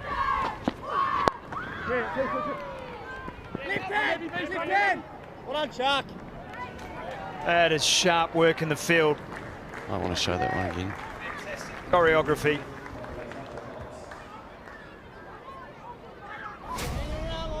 Well, fielding's key to put pressure on the batting team. You've got to be desperate and hunt in pairs. That's brilliant work. Be disappointed we haven't still got his mic up, so he can talk us through that. Kelly doing a great job out on the boundary, covering a lot of Ks as well out there. He's just got a good fluffing on Mike before. He's right into the show now. It was a Dave Loveridge dive pass. Apologise, I actually pressed your lazy button there earlier, Sumo, and I told the producer that we got to see that one again. So everyone heard that. See that clip again.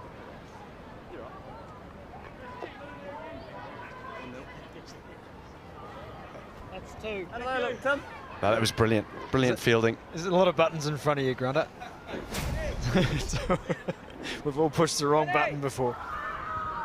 Sometimes I feel like I'm in a Boeing that's going down. Panic with all these buttons in front of me. Well, if you're anywhere near where the buttons are on a Boeing, remind me not to be on board.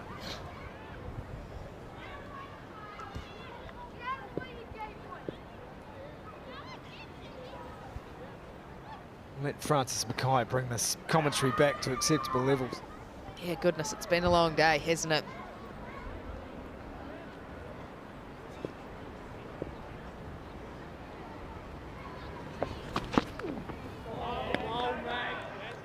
I'm just still basking in the fact that everyone's worked out that Frankie Mackay's right.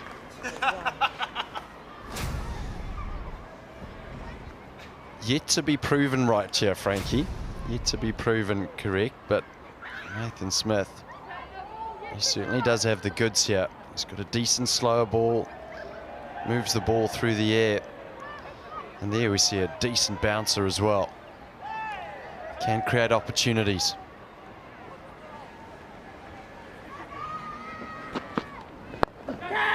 Oh, that's a chance and taken. It has paid off. Smith gets the wicket. Frank, you're a genius, and the Volts are very much in the hunt. Yep, the Otago Volts can thank me later. Going to the change-up once again, Nathan Smith. Good courage with both mid-on and mid-off up inside the circle. Johnson thinks he can get enough on it.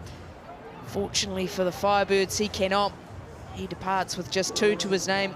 The Firebirds now 6 down with 118 on the board.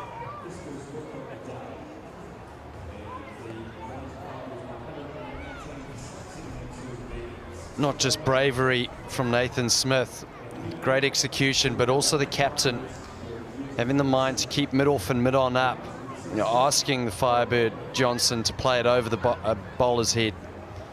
So a lot of guts there in captaincy and bowling. And here's the philosophical point around that too.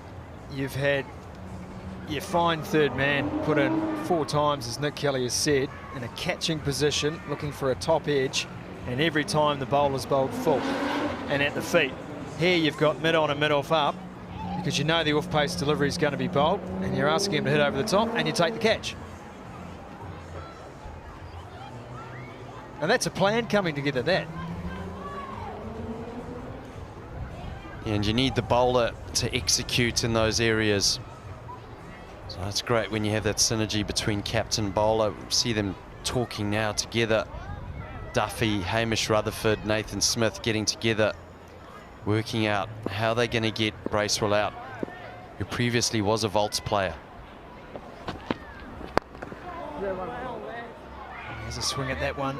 Fall safely. Take the single. Logan van Beek will be there to face this last ball. He's no mug with the bat either. Van Beek, good player. His last game, 29 off just the 10 deliveries. Strike rate 258.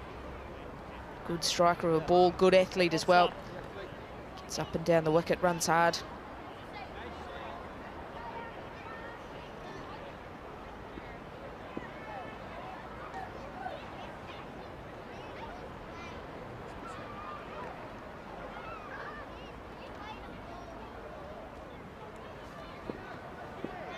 $19 from 25. It is not a lot of runs to play with from a Volts point of view. And there's no rush here for the Firebirds, as Logan van Beek proves.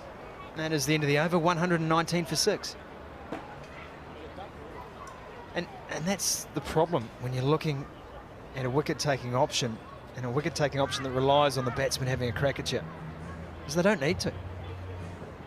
4 overs to go, 19 runs to win, work it around, 1s and 2s, you get the job done. Yeah, there's absolutely no way that the Firebirds should lose in the position that they're in. Captain's in on 40. However, we all know, bit of nerves, bit of tension. You start looking at that scoreboard. Something brilliant from the opposition. Diving catch, a run out. And the Firebirds also have Peter Younghusband to come, who's an accomplished batsman. We heard from Hamish Bennett, he's not too keen on getting the boards on today. But they should knock this off. If that man there is at the end, they'll easily knock this off. Should be a Firebirds game. The Volts need that brilliance from someone who's going to produce it. Very surprised that Duffy is not bowling this over.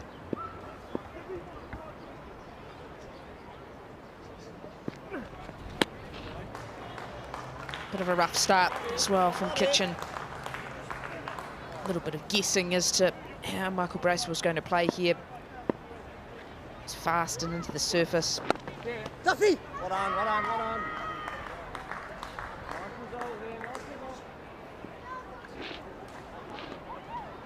It's good, sensible batting from Michael Bracewell. He's really anchored the chase. This Wellington Firebirds side. And now with the new batsman on strike, discussions around how to build pressure, how to try and string a few dot balls together. Still need to have players back, strong areas. Haven't got the runs to play with, but need to find the way to string some dots together. Extra man up inside the circle. Is their attempt to do so. Goes to the reverse. Up, up, up, up, up. Little misfield as well. Duffy hunting in, trying to prevent the single. Ends up giving up an extra one.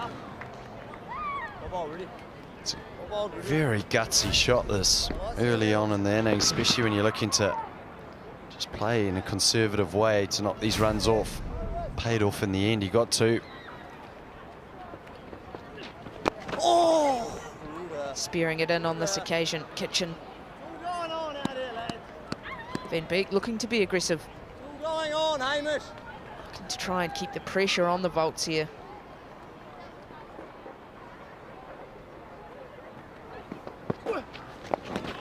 Goes to that reverse again.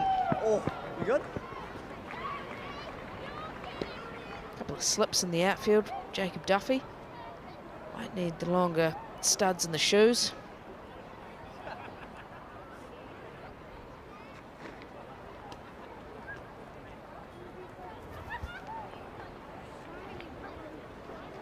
A lot of hard work going on in that field. Dale Phillips has just run from cow corner on the one end of the field to the other side of the field. It's the time of the game where you want your best fielders in hot positions. Well bowled, mate. Really well bowled. Taking all the pace off on that occasion is Kitchen. Bracewell able to slap it down the ground for a single.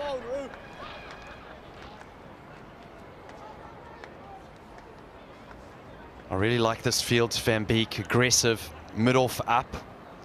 Anaru Kitchen and captain asking Van Beek to go up and over and take a risk. He's been quite content in playing reverse sweeps here with that third man in place. Run down here, Ruda. There's an opportunity, an easy opportunity over mid-off, but it involves risk. Anaru Kitchen's asking him to play it in that area. Hit the runs. Oh, well bowled, well bowled. That's good cricket. Well played from Van Beek. It's the end of the over, 126 for 6.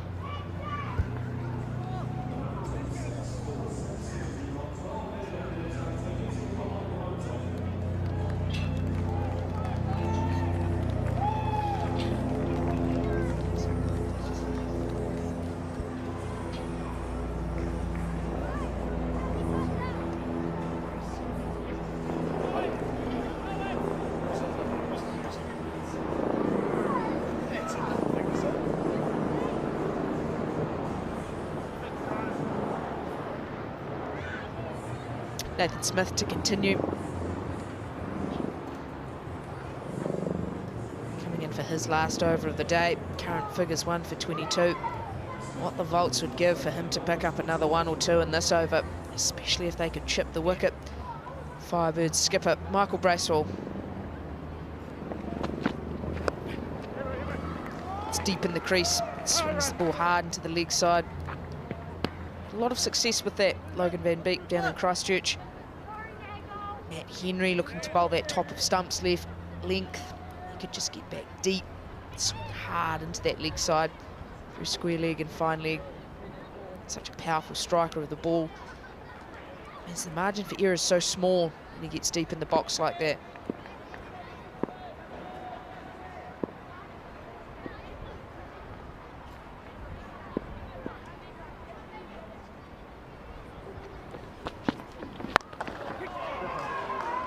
Goes for the short ball on this occasion. Back past at a catching height to Nathan Smith, but just too wide. Well, you talk about that back of a length delivery, Frankie, and a lot of the lower middle order players, you want to get the bowler off his best delivery, and that's the top of the stumps. So what's practiced a lot in T20 cricket now is actually dominating that delivery and finding an area that suits your technique to try and hit it in an area which gives you maximum output, a 4 or 6, to get the bowler off that length.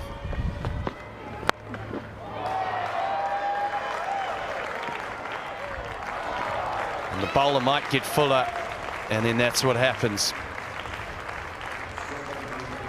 Deep in the box from Logan van Beek, and then throws his hands at the full-length delivery. Nathan Smith probably searching for a Yorker there, getting it slightly wrong. That's a great shot. Straight onto the Van Bank.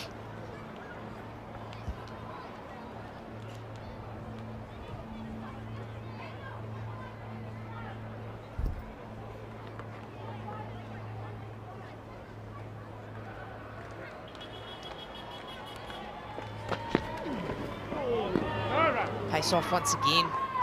Nathan Smith got good control of that delivery. You can see what Van Beek's trying to do here. Just try to be super aggressive. Only the 6 runs needed to win. Trying to get them there as soon as possible. It's certainly a well-disguised delivery because the batsman always looks surprised when it comes out. So bowls it well and he gets good bounce off that. Tries it again. This time, Van Beek just drops the knee and eases it over cow corner.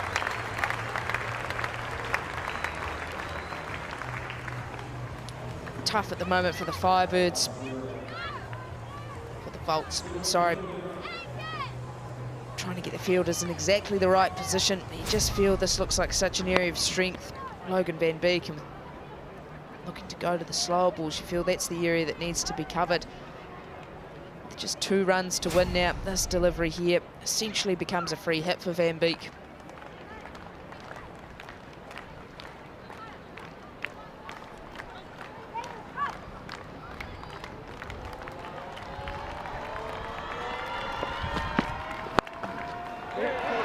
Hit powerfully through the leg side, and that'll be the 2 runs needed to win. Goes all the way for 4 back-to-back boundaries. Logan van Beek with a little 17 not out off 10 to see his side home. Well, nice little cameo for Logan van Beek, but it's that man in picture, Michael Bracewell. Much needed runs from him today. 47 not out, or 43 deliveries, a captain's knock to get the Firebirds over the line.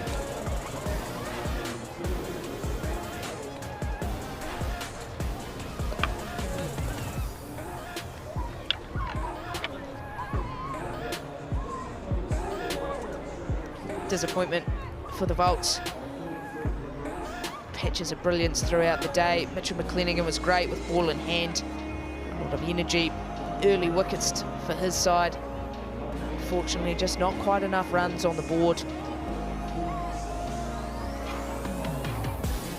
Smiles all round for those 2 men. Both finishing not out. Michael Bracewell, the anchor of the chase, seeing his side home. Van Beek just able to come in and put the icing on the cake. Early wickets were key for the Volts, and they picked up a couple. Ravindra looked good for his 29 off 20 before being run out. Bundle again looked in good form, but unable to keep going. Just 19 off 11. Then it was up to Bracewell. He saw the side home, 47 not out off 43. A couple of quick wickets in Gibson and Johnson. And then Van Beek with a little cameo to see them home. McLennigan, stand out, 3 wickets, 36 runs. Debate around whether he should have bowled out earlier. Smith able to pick up 1 wicket. Jacob Duffy with a wicket next to his name as well. Michael Rippon, a real standout. 17 runs off his 4 overs, 13 dot balls included in it. But it wasn't enough to stop the Firebirds romping home to victory with 2 overs to spare.